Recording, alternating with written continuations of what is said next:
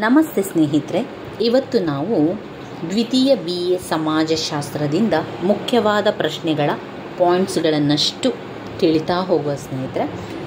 ತುಂಬಾ ರಿಕ್ವೆಸ್ಟೆಡ್ ಆಗಿರುವಂತಹ ಒಂದು ವಿಡಿಯೋ ಇದು. ಪಾಯಿಂಟ್ಸ್ಗಳನ್ನಷ್ಟೇ ತಿಳಿಸ್ತಾ ಹೋಗಿ ಅಂತ ಕೇಳಿದ್ದೀರಾ. ಇದು ನಿಮಗೂ ತುಂಬಾ ಅನುಕೂಲವಾಗುವಂಥದ್ದು. ಪಾಯಿಂಟ್ಸ್ಗಳನ್ನಷ್ಟೇ ತಿಳ್ಕೊಳ್ಳುವಂಥದ್ದು ಮತ್ತು ಪಾಯಿಂಟ್ಸ್ಗಳನ್ನು ಸರಿಯಾಗಿ ಕಲ್ತ್ಕೊಂಡ್ರೆ ಪರೀಕ್ಷೆಗೆ ಬರೀಬೇಕಾದ್ರೆ ಯಾವ ರೀತಿಯ ಕೂಡ ಒಂದು ಚಿಂತೆ ಇಲ್ಲದೆ ಎಲ್ಲ ಪಾಯಿಂಟ್ಸನ್ನು ಬರಿತಾ ಹೋದರೆ ಆಯಿತು. ನಂತರ ಅದಕ್ಕೆ ಸಂಬಂಧಪಟ್ಟಂಥ ವಿವರಣೆಯನ್ನು ನಿಮಗೆ ಎಷ್ಟು ಸಾಧ್ಯವೋ, ನಿಮಗೆ ಏನೆಲ್ಲ ವಿವರಣೆಯನ್ನು ಕೊಡಲಿಕ್ಕೆ ಸಾಧ್ಯವೋ ಆ ವಿವರಣೆಯನ್ನು ಕೊಡ್ತಾ ಹೋದರೆ ಆಯಿತು ಸ್ನೇಹಿತರೆ. ಎಲ್ಲವನ್ನು ಕೂಡ ಒಂದೇ ವಿಡಿಯೋದಲ್ಲಿ ಸಂಪೂರ್ಣ ದ್ವಿತೀಯ BA ಸಮಾಜಶಾಸ್ತ್ರದ ಮುಖ್ಯವಾದಂತಹ ಪ್ರಶ್ನೆಗಳ ಪಾಯಿಂಟ್ಸ್ಗಳನ್ನೆಲ್ಲ ಕೂಡ ತಿಳಿತಾ ಹೋಗುವ. ನಾನು ಪಾಯಿಂಟ್ಸನ್ನು ಹೇಳುವುದರ ಜೊತೆಗೆ ನೀವು ಕೂಡ ನನ್ನ ಜೊತೆಗೆ ಪಾಯಿಂಟ್ಸ್ಗಳನ್ನು ಹೇಳಬೇಕು. ಆವಾಗ ನೀವು ಕೂಡ ಪರೀಕ್ಷೆಗೆ ತಯಾರಿ ಮಾಡಿದ ಹಾಗೆ ಆಗ್ತದೆ. ಈಗ ಮೊದಲಿಗೆ ಬ್ಲಾಕ್ 1ರಲ್ಲಿ ಬರುವಂತಹ ಮುಖ್ಯವಾದ ಪ್ರಶ್ನೆಗಳ ಪಾಯಿಂಟ್ಸ್ಗಳನ್ನು ತಿಳ್ಕೊಳ್ಳುವ. ಸ್ಮೃತಿಗಳು ಮತ್ತು ಶ್ರುತಿಗಳು 5 ಅಂಕಕ್ಕೆ ಕೇಳ್ತಾರೆ. ಇದು ಹಿಂದೂ ನೀತಿ ನಿಯಮ ಸಂಹಿತೆಯ ವಿಷಯವಾಗಿದೆ. ಇದು ಧರ್ಮಶಾಸ್ತ್ರದ ಬಗ್ಗೆ ಹೇಳ್ತದೆ. ಇಲ್ಲಿ ಮುಖ್ಯವಾಗಿ ಮನು ಸ್ಮೃತಿಯನ್ನು ಬರೆದಿದ್ದಾರೆ. ಹಿಂದೂ ನೀತಿ ನಿಯಮಗಳ ಒಂದು ಸಂಹಿತೆ ಸಮಾಜದಲ್ಲಿನ ಸೂಕ್ತ ಸಾಮಾಜಿಕ ನಡವಳಿಕೆಯನ್ನು ನಿರ್ಬಂಧಿಸಲಿಕ್ಕೆ ಇದು ಒಂದು ಮಾರ್ಗದರ್ಶಿಯಾಗಿದೆ. ಅದನ್ನೇ ಪಾಯಿಂಟ್ಸ್ ರೀತಿಯಲ್ಲಿ ಹಾಕ್ಕೊಳ್ಳಿ. ಸ್ಮೃತಿಯ ಬಗ್ಗೆ ಬಂದಾಗ 1 ಪಾಯಿಂಟ್, ಸ್ಮೃತಿ ಎನ್ನುವಂಥದ್ದು ಹಿಂದೂ ನೀತಿ ನಿಯಮಗಳ ಸಂಹಿತೆ. ಹಿಂದೂ ನೀತಿ ನಿಯಮಗಳ ಸಂಹಿತೆ ಸ್ಮೃತಿ. ಪಾಯಿಂಟ್ ನಂಬರ್ 2, ಸಮಾಜದಲ್ಲಿನ ಸೂಕ್ತ ಸಾಮಾಜಿಕ ನಡವಳಿಕೆಯನ್ನು ನಿರ್ಬಂಧಿಸುತ್ತದೆ. ಸಮಾಜದಲ್ಲಿನ ಸೂಕ್ತ ಸಾಮಾಜಿಕ ನಡವಳಿಕೆಯನ್ನು ನಿರ್ಬಂಧಿಸುತ್ತದೆ. ಪಾಯಿಂಟ್ಸ್ ನಾನು ಹೇಳೋದರ ಜೊತೆಗೆ ನೀವು ಕೂಡ ಪಾಯಿಂಟ್ಸನ್ನು ರಿಪೀಟ್ ಮಾಡಿ. ಸ್ಮೃತಿ ಮತ್ತು ಶ್ರುತಿ ಬಂದಾಗ 1 ಹಿಂದೂ ನೀತಿ ನಿಯಮಗಳ ಸಂಹಿತೆಯಾಗಿದೆ. 2 ಸಮಾಜದಲ್ಲಿನ ಸೂಕ್ತ ಸಾಮಾಜಿಕ ನಡವಳಿಕೆಯನ್ನು ನಿರ್ಬಂಧಿಸುತ್ತದೆ. 2 ಇದು ಮಾರ್ಗದರ್ಶಿಯಾಗಿದೆ. 3 ಸ್ಮೃತಿ ಮತ್ತು ಶ್ರುತಿಗಳು ಜೊತೆಗೂಡಿದಾಗ ಧರ್ಮಶಾಸ್ತ್ರಗಳು ಎಂದು ತಿಳಿಯಬಹುದು. 4 ಮನು, ಯಜ್ಞವಲ್ಯ, ಗೌತಮ, ಜೈಮಿನಿ, ಕಪಿಲ, ನಾರದ, ಪರಾಶರರಂತಹ ಪ್ರಾಜ್ಞಾ ಹಿಂದೂ ಸಂತರಿಂದ ಇದನ್ನು ರಚನೆ ಮಾಡಲಾಗಿದೆ. ಪಾಯಿಂಟ್ ನಂಬರ್ 7, ಅನೇಕ ಸಂತರಿಂದ ಇದನ್ನು ರಚನೆ ಮಾಡಲಾಗಿದೆ. ಪಾಯಿಂಟ್ ನಂಬರ್ 8, ಕೆಲವರ ಬರವಣಿಗೆಗಳಲ್ಲಿನ ನಿರೂಪಣೆಗಳಲ್ಲಿ ನಂತರ ಕಠಿಣತೆಯನ್ನು ಹೇರಿರಲಾಗಿರುತ್ತದೆ. ಪಾಯಿಂಟ್ ನಂಬರ್ 9, ಹಿಂದೂ ಸಮಾಜದ ಮುಂದಿನ ಪೀಳಿಗೆಯವರಿಗೆ ಸಮಸ್ಯೆ ಸೃಷ್ಟಿಯಾಯಿತು. 10 ಸಮಾಜದ ಮಹಿಳೆಯರು, ದುರ್ಬಲ ವರ್ಗದವರು ದಮನಗೊಂಡಿರುವುದಕ್ಕೆ ಮನುಸ್ಮೃತಿಯನ್ನು ಆಗಿಂದಾಗ್ಗೆ ಉದ್ಧರಿಸಲಾಗುತ್ತದೆ. ಇವನ್ನು ನೀವು ಇಷ್ಟು 10 ಪಾಯಿಂಟ್ಸ್ ಆಗಿ ಮಾಡಿಕೊಂಡು 5 ಅಂಕಕ್ಕೆ 1.5 ಪುಟದಷ್ಟು ಬರಿಬೋದು. ಇವಾಗ ಗೊತ್ತಾಯ್ತಲ್ವಾ? ಈಗ ಒಂದಿಷ್ಟು ಸ್ವಲ್ಪನೇ ಕೊಟ್ಟಿದ್ದಾರೆ. ನಿಮ್ಮ ಮನಸ್ಸಲ್ಲಿ ಏನಿರ್ತದೆ, 1/4 ಪುಟದಷ್ಟು ಕೊಟ್ಟಿದ್ದಾರೆ. ಇದು 5 ಅಂಕಕ್ಕೆ ಬಂದಾಗ ನಾನು ಯಾವ ರೀತಿ ಬರೆಯುವುದು? 5 ಅಂಕಕ್ಕೆ ಬಂದಾಗ 1ರಿಂದ 1.5 ಪುಟದಷ್ಟು ಬರೀಲಿಕ್ಕೆ ಸಾಧ್ಯವಾ ಎನ್ನುವಂಥ ಪ್ರಶ್ನೆ. ಖಂಡಿತವಾಗಿಯೂ ಸಾಧ್ಯ. ಅವರು ಕೊಟ್ಟಿರುವಂತಹ 4 ಸಾಲುಗಳನ್ನೇ 8 ಪಾಯಿಂಟ್ಸ್ಗಳಾಗಿ ಮಾಡಿಕೊಂಡು ನಾವು ಬರಿಬೇಕು. ಆ ರೀತಿಯ ಒಂದು ಕಲೆ ನಮ್ಮಲ್ಲಿರಬೇಕು. ನೋಡಿ, ಇಲ್ಲಿ ನಾನೀಗ ನಿಮಗೆ ಪಾಯಿಂಟ್ಸ್ ಹೇಳಿದೆ, ಅದೇ ಪಾಯಿಂಟ್ಸನ್ನು ಬರೀರಿ. ಬೇಕಾದರೆ ಮತ್ತೊಮ್ಮೆ ಹೇಳ್ತೇನೆ. ಸ್ಮೃತಿ 5 ಅಂಕಕ್ಕೆ ಬಂದಾಗ ಪಾಯಿಂಟ್ ನಂಬರ್ 1 ಹಿಂದೂ ನೀತಿ ನಿಯಮಗಳ ಸಂಹಿತೆ. ಸ್ಮೃತಿ ಎಂಬುದು ಹಿಂದೂ ನೀತಿ ನಿಯಮಗಳ ಸಂಹಿತೆ. 2 ಸಮಾಜದಲ್ಲಿನ ಸೂಕ್ತ ಸಾಮಾಜಿಕ ನಡವಳಿಕೆಯನ್ನು ನಿರ್ಬಂಧಿಸುತ್ತದೆ. ಸಮಾಜದಲ್ಲಿನ ಸೂಕ್ತ ಸಾಮಾಜಿಕ ನಡವಳಿಕೆಯನ್ನು ನಿರ್ಬಂಧಿಸುತ್ತದೆ. ಪಾಯಿಂಟ್ ನಂಬರ್ 3 ಸಮಾಜದಲ್ಲಿನ ಸೂಕ್ತ ಸಾಮಾಜಿಕ ನಡವಳಿಕೆಗೆ ಮಾರ್ಗದರ್ಶಿಯಾಗಿದೆ. ಪಾಯಿಂಟ್ ನಂಬರ್ 3 ಯಾವುದಕ್ಕೆ ಮಾರ್ಗದರ್ಶಿ? ಸಾಮಾಜಿಕ ನಡವಳಿಕೆಗೆ ಮಾರ್ಗದರ್ಶಿಯಾಗಿದೆ. ಪಾಯಿಂಟ್ ನಂಬರ್ 4 ಸ್ಮೃತಿ ಮತ್ತು ಶ್ರುತಿ ಜೊತೆಗೂಡಿದಾಗ ಧರ್ಮಶಾಸ್ತ್ರಗಳು ಎಂದು ತಿಳಿಯಬಹುದು. ಶ್ರುತಿ ಮತ್ತು ಸ್ಮೃತಿಗಳು ಜೊತೆಗೂಡಿದಾಗ ಧರ್ಮಶಾಸ್ತ್ರಗಳು ಎಂದು ತಿಳಿಯಬಹುದು. ಪಾಯಿಂಟ್ ನಂಬರ್ 5 ಅನೇಕ ಹಿಂದೂ ಸಂತರಿಂದ ಇದನ್ನು ರಚನೆ ಮಾಡಲಾಗಿದೆ. ಸ್ಮೃತಿಯನ್ನು ಅನೇಕ ಹಿಂದೂ ಸಂತರಿಂದ ರಚನೆ ಮಾಡಲಾಗಿದೆ. ಪಾಯಿಂಟ್ ನಂಬರ್ 6 ಹಿಂದೂ ಸಂತರಾದ ಮನು, ಯಜ್ಞವಲ್ಯ, ಗೌತಮ, ಜೈಮಿನಿ, ಕಪಿಲ, ನಾರದ ಅನೇಕ ಸಂತರು ಇದರಲ್ಲಿ ಸೇರಿದ್ದಾರೆ. ಪಾಯಿಂಟ್ ನಂಬರ್ 7, ಕೆಲವರ ಬರವಣಿಗೆಯಲ್ಲಿನ ನಿರೂಪಣೆಗಳಲ್ಲಿ ನಂತರ ಕಠಿಣತೆಯನ್ನು ಹೇರಿರುವುದು. ಕೆಲವರ ಬರವಣಿಗೆಯ ನಿರೂಪಣೆಗಳಲ್ಲಿ ಕಠಿಣತೆ ಹೇರಿರುವುದು. ಪಾಯಿಂಟ್ ನಂಬರ್ 8, ಹಿಂದೂ ಸಮಾಜದ ಮುಂದಿನ ಪೀಳಿಗೆಯವರಿಗೆ ಸಮಸ್ಯೆ ಸೃಷ್ಟಿಯಾಯಿತು. ಪಾಯಿಂಟ್ ನಂಬರ್ 9, ಸಮಾಜದ ಮಹಿಳೆಯರು ಮತ್ತು ದುರ್ಬಲ ವರ್ಗದವರು ದಮನಗೊಂಡಿರುವುದಕ್ಕೆ ಕಾರಣವಾಗಿ ಸ್ಮೃತಿಯನ್ನು ಆಗಾಗ ತಿಳಿಸುತ್ತಾರೆ. ಒಟ್ಟು 9 ಪಾಯಿಂಟ್ ಸಿಕ್ಕಿತು ನಮಗೆ. ಅದನ್ನೇ ಆ ರೀತಿಯಾಗಿ ಪಾಯಿಂಟ್ಸ್ ಬರೆದು ಅದನ್ನು ವಿವರಿಸ್ತಾ ಹೋಗಿ. ಇನ್ನು ನಿಮಗೆ ಅವರು ಕೇಳಿರುವಂತಹ 5 ಅಂಕದ ಪ್ರಶ್ನೆ,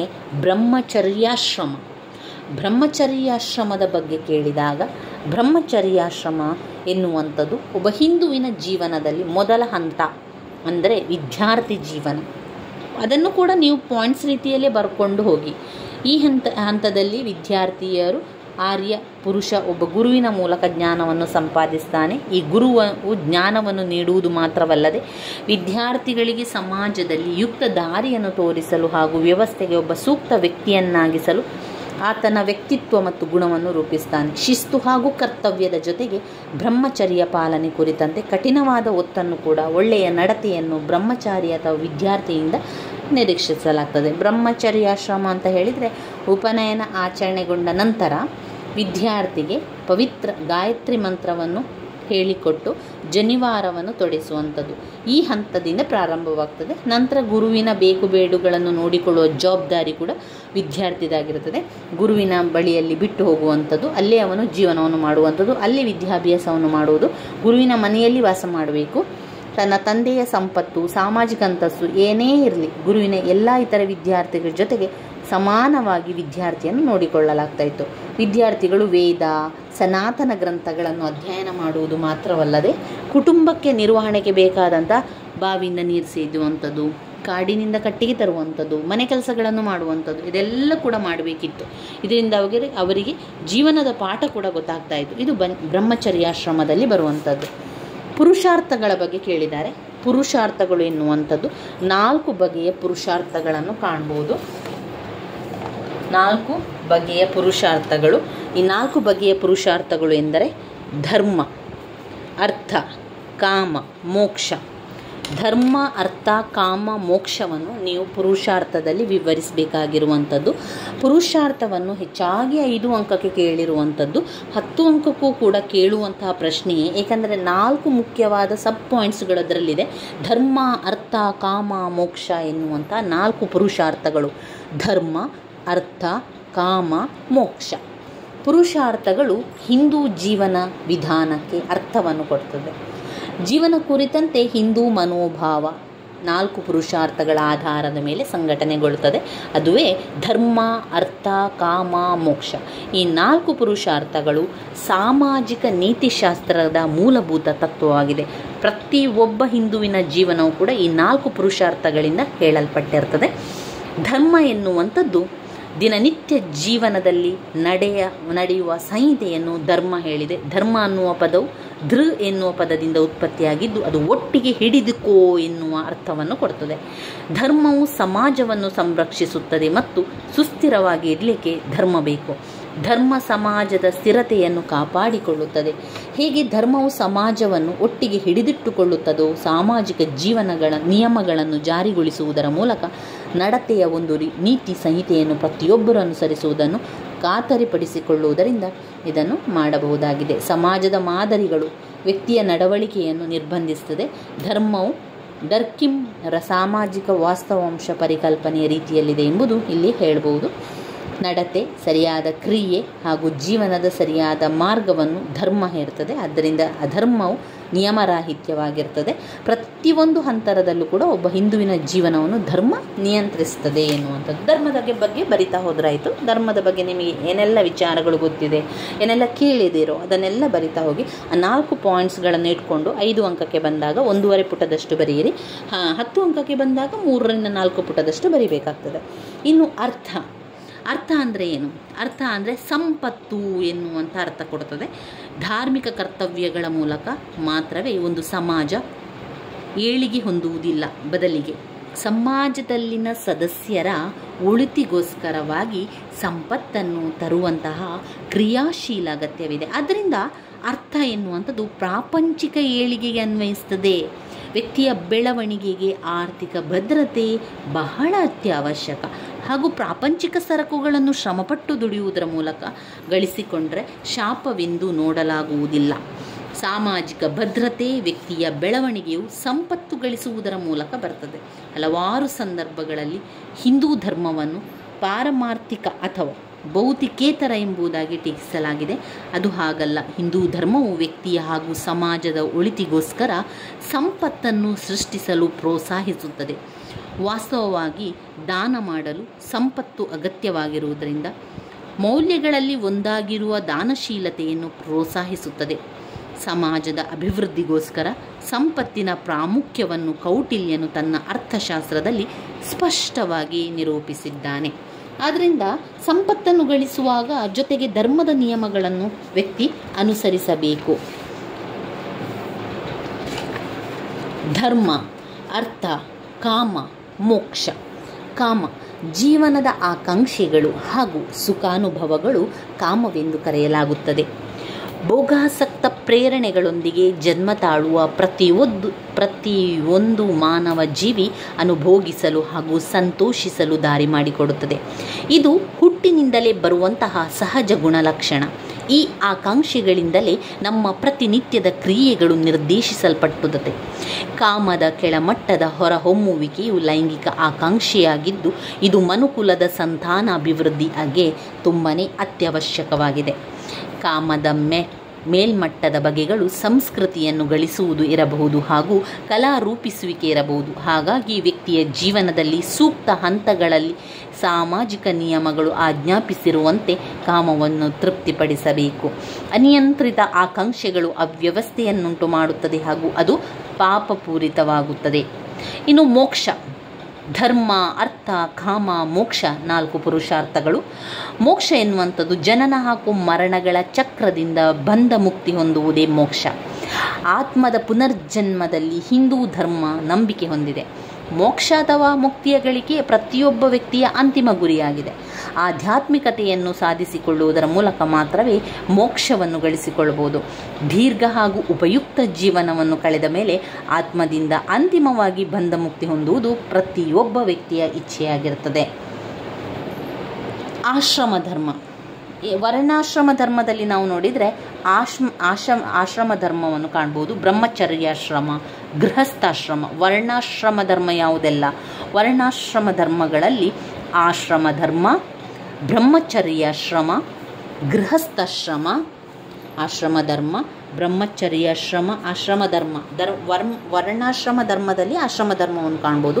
ಈ ಆಶ್ರಮ ಧರ್ಮದಲ್ಲಿ ಬ್ರಹ್ಮಚರ್ಯಾಶ್ರಮ, ಗೃಹಸ್ಥಾಶ್ರಮ, ವಾನಪ್ರಸ್ಥಾಶ್ರಮ, ಸನ್ಯಾಸಾಶ್ರಮ ಎನ್ನುವಂತಹ 4 ಆಶ್ರಮಗಳನ್ನು ಕಾಣ್ಬೋದು ಆಶ್ರಮ ಧರ್ಮದಲ್ಲಿ.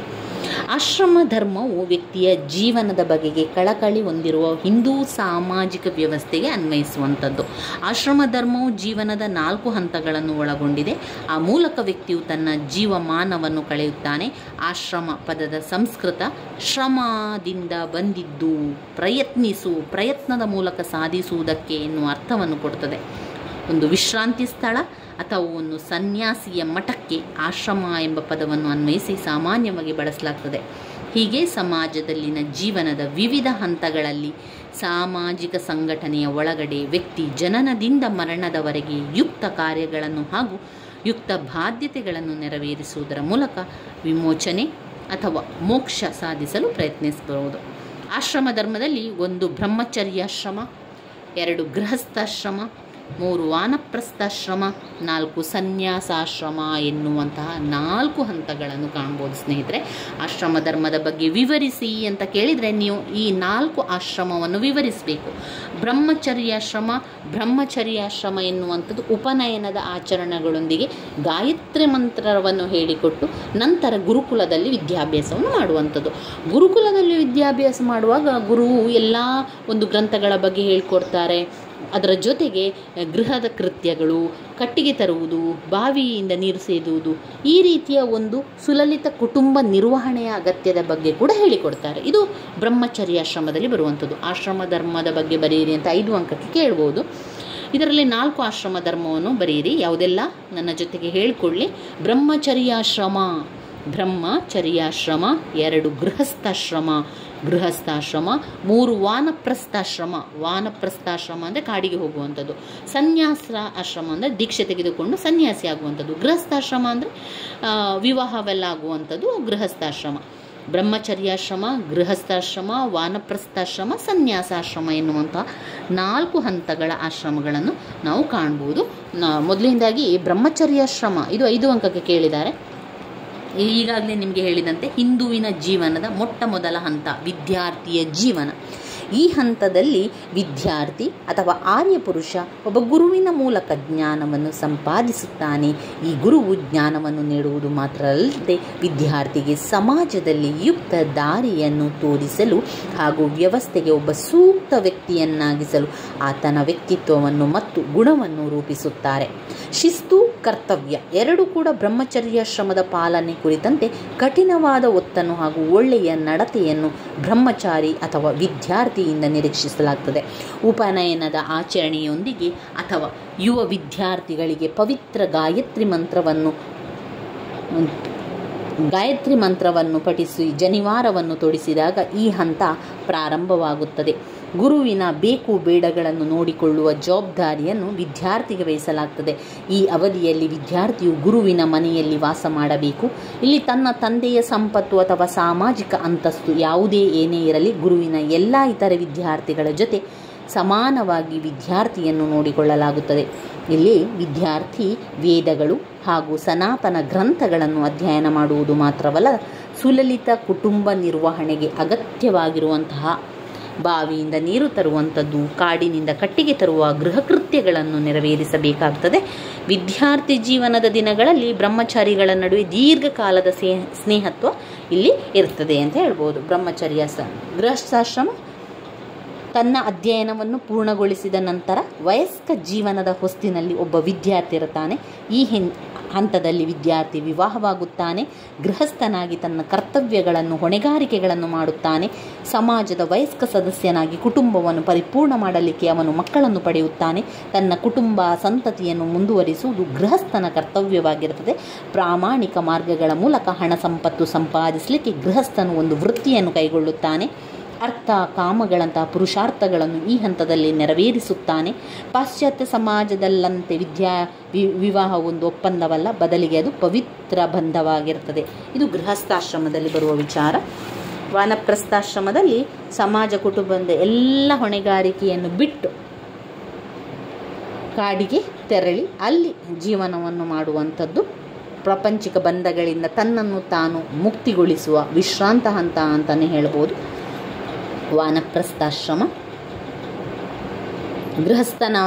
ಗೃಹಸ್ಥನಾಗಿದ್ದವನು ಹಿಂದೆ ಸರಿಬೇಕು. ಧ್ಯಾನ, ಆಚರಣೆ, ದೇವರನ್ನು ಆರಾಧಿಸಲಿಕ್ಕೆ ತನ್ನ ಜೀವನವನ್ನು ಅರ್ಪಿಸುವಂಥದ್ದು.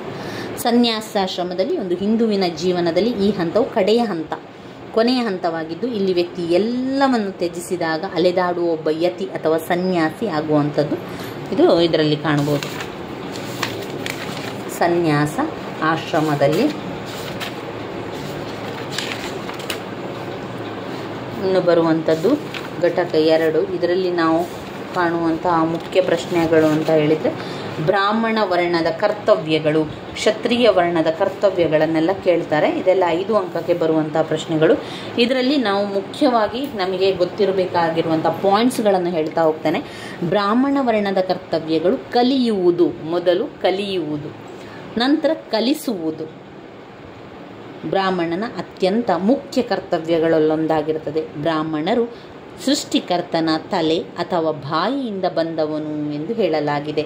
ತಲೆ ಜ್ಞಾನದ ಕೇಂದ್ರ ಅಥವಾ ಬಾಯಿ ನುಡಿಯ ನೆಲೆಯಾಗಿದೆ. ಆದ್ದರಿಂದ ಕಲಿಯುವುದು ಮತ್ತು ಬೋಧಿಸುವುದು ಬ್ರಾಹ್ಮಣನ ಅತ್ಯಂತ ಮುಖ್ಯವಾದ ಕರ್ತವ್ಯ. ಇದರೊಂದಿಗೆ ಯಜ್ಞ ಯಾಗಾದಿಗಳನ್ನು ಮಾಡುವುದು, ಯಜ್ಞಗಳಲ್ಲಿ ಪುರೋಹಿತನಾಗಿ ಕಾರ್ಯನಡೆಸುವುದು, ದಾನವನ್ನು ಕೊಡುವುದು, ದಾನವನ್ನು ತೆಗೆದುಕೊಳ್ಳುವುದು ಸಹ ಅವನ ಕರ್ತವ್ಯವಾಗಿದೆ. ಬೋಧಿಸುವುದು ಅಥವಾ ಕಲಿಸುವುದು, ಆತ್ಮಸಂಯಮ, ತಪಸ್ಸುಗಳನ್ನು ಆಚರಿಸುವುದು ಬ್ರಾಹ್ಮಣ ವರ್ಣದ ನಿರ್ದಿಷ್ಟ ಕರ್ತವ್ಯಗಳಾಗಿದೆ ಎಂದು ಮಹಾಭಾರತದಲ್ಲಿ ಹೇಳಲಾಗಿದೆ. ನೀತಿ ನಿಯಮಕ್ಕೆ ಬದ್ಧರಾಗಿರಬೇಕು, ಆತ್ಮಸಂಯಮ ಬೇಕು, ಸತ್ಯಪ್ರಿಯತೆ ಬೇಕು, ಪ್ರಾಮಾಣಿಕತೆ ಬೇಕು, ತಾಳ್ಮೆ ಬೇಕು, ಕಷ್ಟ ಸಹಿಷ್ಣುತೆ ಭಾವ ಇರಬೇಕು, ಪರಸಹಿಷ್ಣುತೆ ಬೇಕು, ವಿಶ್ವಪ್ರೇಮ ಬೇಕು, ಕಠಿಣ ನೀತಿ ನಿಯಮಕ್ಕೆ ಬದ್ಧವಾಗಿರಬೇಕು, ವಿವೇಕ ಬೇಕು, ಸೂಕ್ಷ್ಮ ಜ್ಞಾನ ಬೇಕು, ನಂಬಿಕೆ ಬೇಕು. ಇವೆಲ್ಲ ಕೂಡ ಬ್ರಾಹ್ಮಣ ವರ್ಣದ ಕರ್ತವ್ಯಗಳಾಗಿದೆ. ಹಿಂದಿನ ರಾತ್ರಿ ಹಾಗೂ ಶ್ರಾದ್ದದ ರಾತ್ರಿ ಉಪವಾಸವಿರಬೇಕು. ಪಿತೃಗಳಿಗಾಗಿ ಮಾಡುವ ಶ್ರಾದ್ದದಲ್ಲಿ ಉಪವಾಸವನ್ನಿರುವಂಥದ್ದು, ಎಲ್ಲರಿಗೂ ಸಹಾಯ ಮಾಡುವುದು ಅವನ ಕರ್ತವ್ಯವಾಗಿದೆ. ಬ್ರಾಹ್ಮಣ ವರ್ಣದ ಕರ್ತವ್ಯಗಳ ಪಾಯಿಂಟ್ಸ್ಗಳನ್ನು ಹೇಳ್ತಾ ಹೋಗ್ತೇನೆ.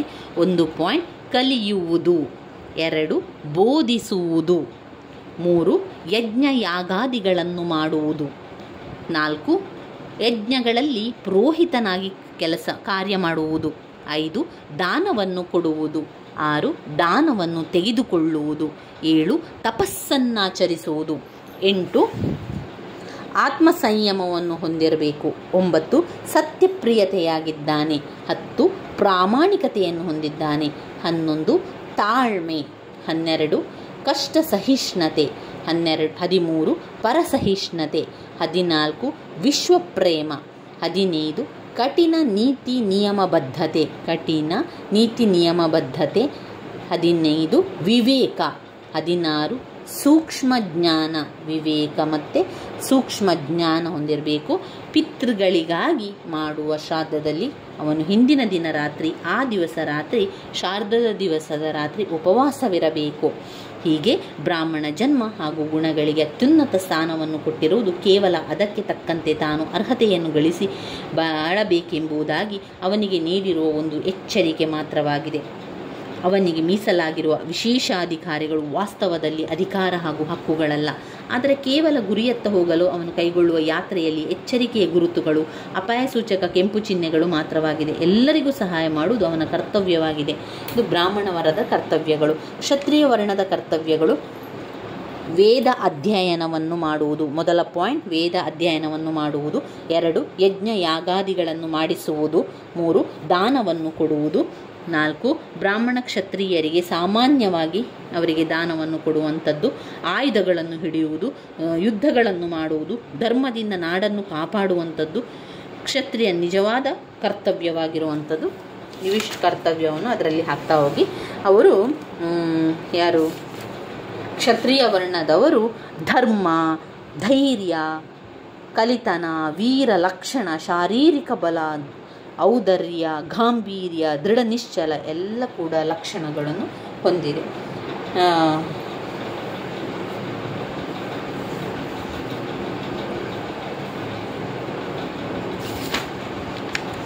ಇದು 5 ಅಂಕಕ್ಕೆ ಬಂದಿರುವಂಥದ್ದು ಇಷ್ಟು. ನಾವು ಮುಖ್ಯವಾದ ಪ್ರಶ್ನೆಗಳನ್ನೆಲ್ಲ ನೋಡ್ತಾ ಹೋಗುವ. ಆಶ್ರಮ ಧರ್ಮವನ್ನು ನೋಡ್ಕೊಂಡಿದ್ದೇವೆ. 4 ಆಶ್ರಮ ಧರ್ಮ ಬರುವಂಥದ್ದು: ಬ್ರಹ್ಮಚರ್ಯಾಶ್ರಮ, ಗೃಹಸ್ಥಾಶ್ರಮ, ವಾನಪ್ರಸ್ಥಾಶ್ರಮ, ಸನ್ಯಾಸ ಆಶ್ರಮವಾಗಿದೆ. ಇದನ್ನು ನಾವು ಆರಂಭದಲ್ಲಿ ಕಲಿತ್ಕೊಂಡೇವೆ. ಪುರುಷಾರ್ಥಗಳನ್ನು ಕೂಡ ನೋಡ್ಕೊಂಡಿದ್ದೇವೆ. 5 ಅಂಕಕ್ಕೆ ಕೇಳ್ತಾರೆ. ಆ 4 ಪುರುಷಾರ್ಥಗಳಿದೆ: ಧರ್ಮ, ಅರ್ಥ, ಕಾಮ, ಮೋಕ್ಷ. ಧರ್ಮ, ಅರ್ಥ, ಕಾಮ, ಮೋಕ್ಷ. ಧರ್ಮ ಎಂದರೆ ನೀತಿ, ಅರ್ಥ ಎಂದರೆ ಸಂಪತ್ತು ಮತ್ತು ಪ್ರಾಪಂಚಿಕ ಅಭಿವೃದ್ಧಿ, ಕಾಮ ಎಂದರೆ ಜೀವನದ ಸುಖಾನುಭವ, ಮೋಕ್ಷ ಎಂದರೆ ಜನನ ಮರಣ ವೃತ್ತಗಳಿಂದ ಬಿಡುಗಡೆ. ಮೋಕ್ಷ ಅಂದರೆ ಜನನ ಮತ್ತು ಮರಣಗಳ ನಡುವಿನ ವೃತ್ತದಿಂದ ಬಿಡುಗಡೆ ಎನ್ನುವಂಥದ್ದು.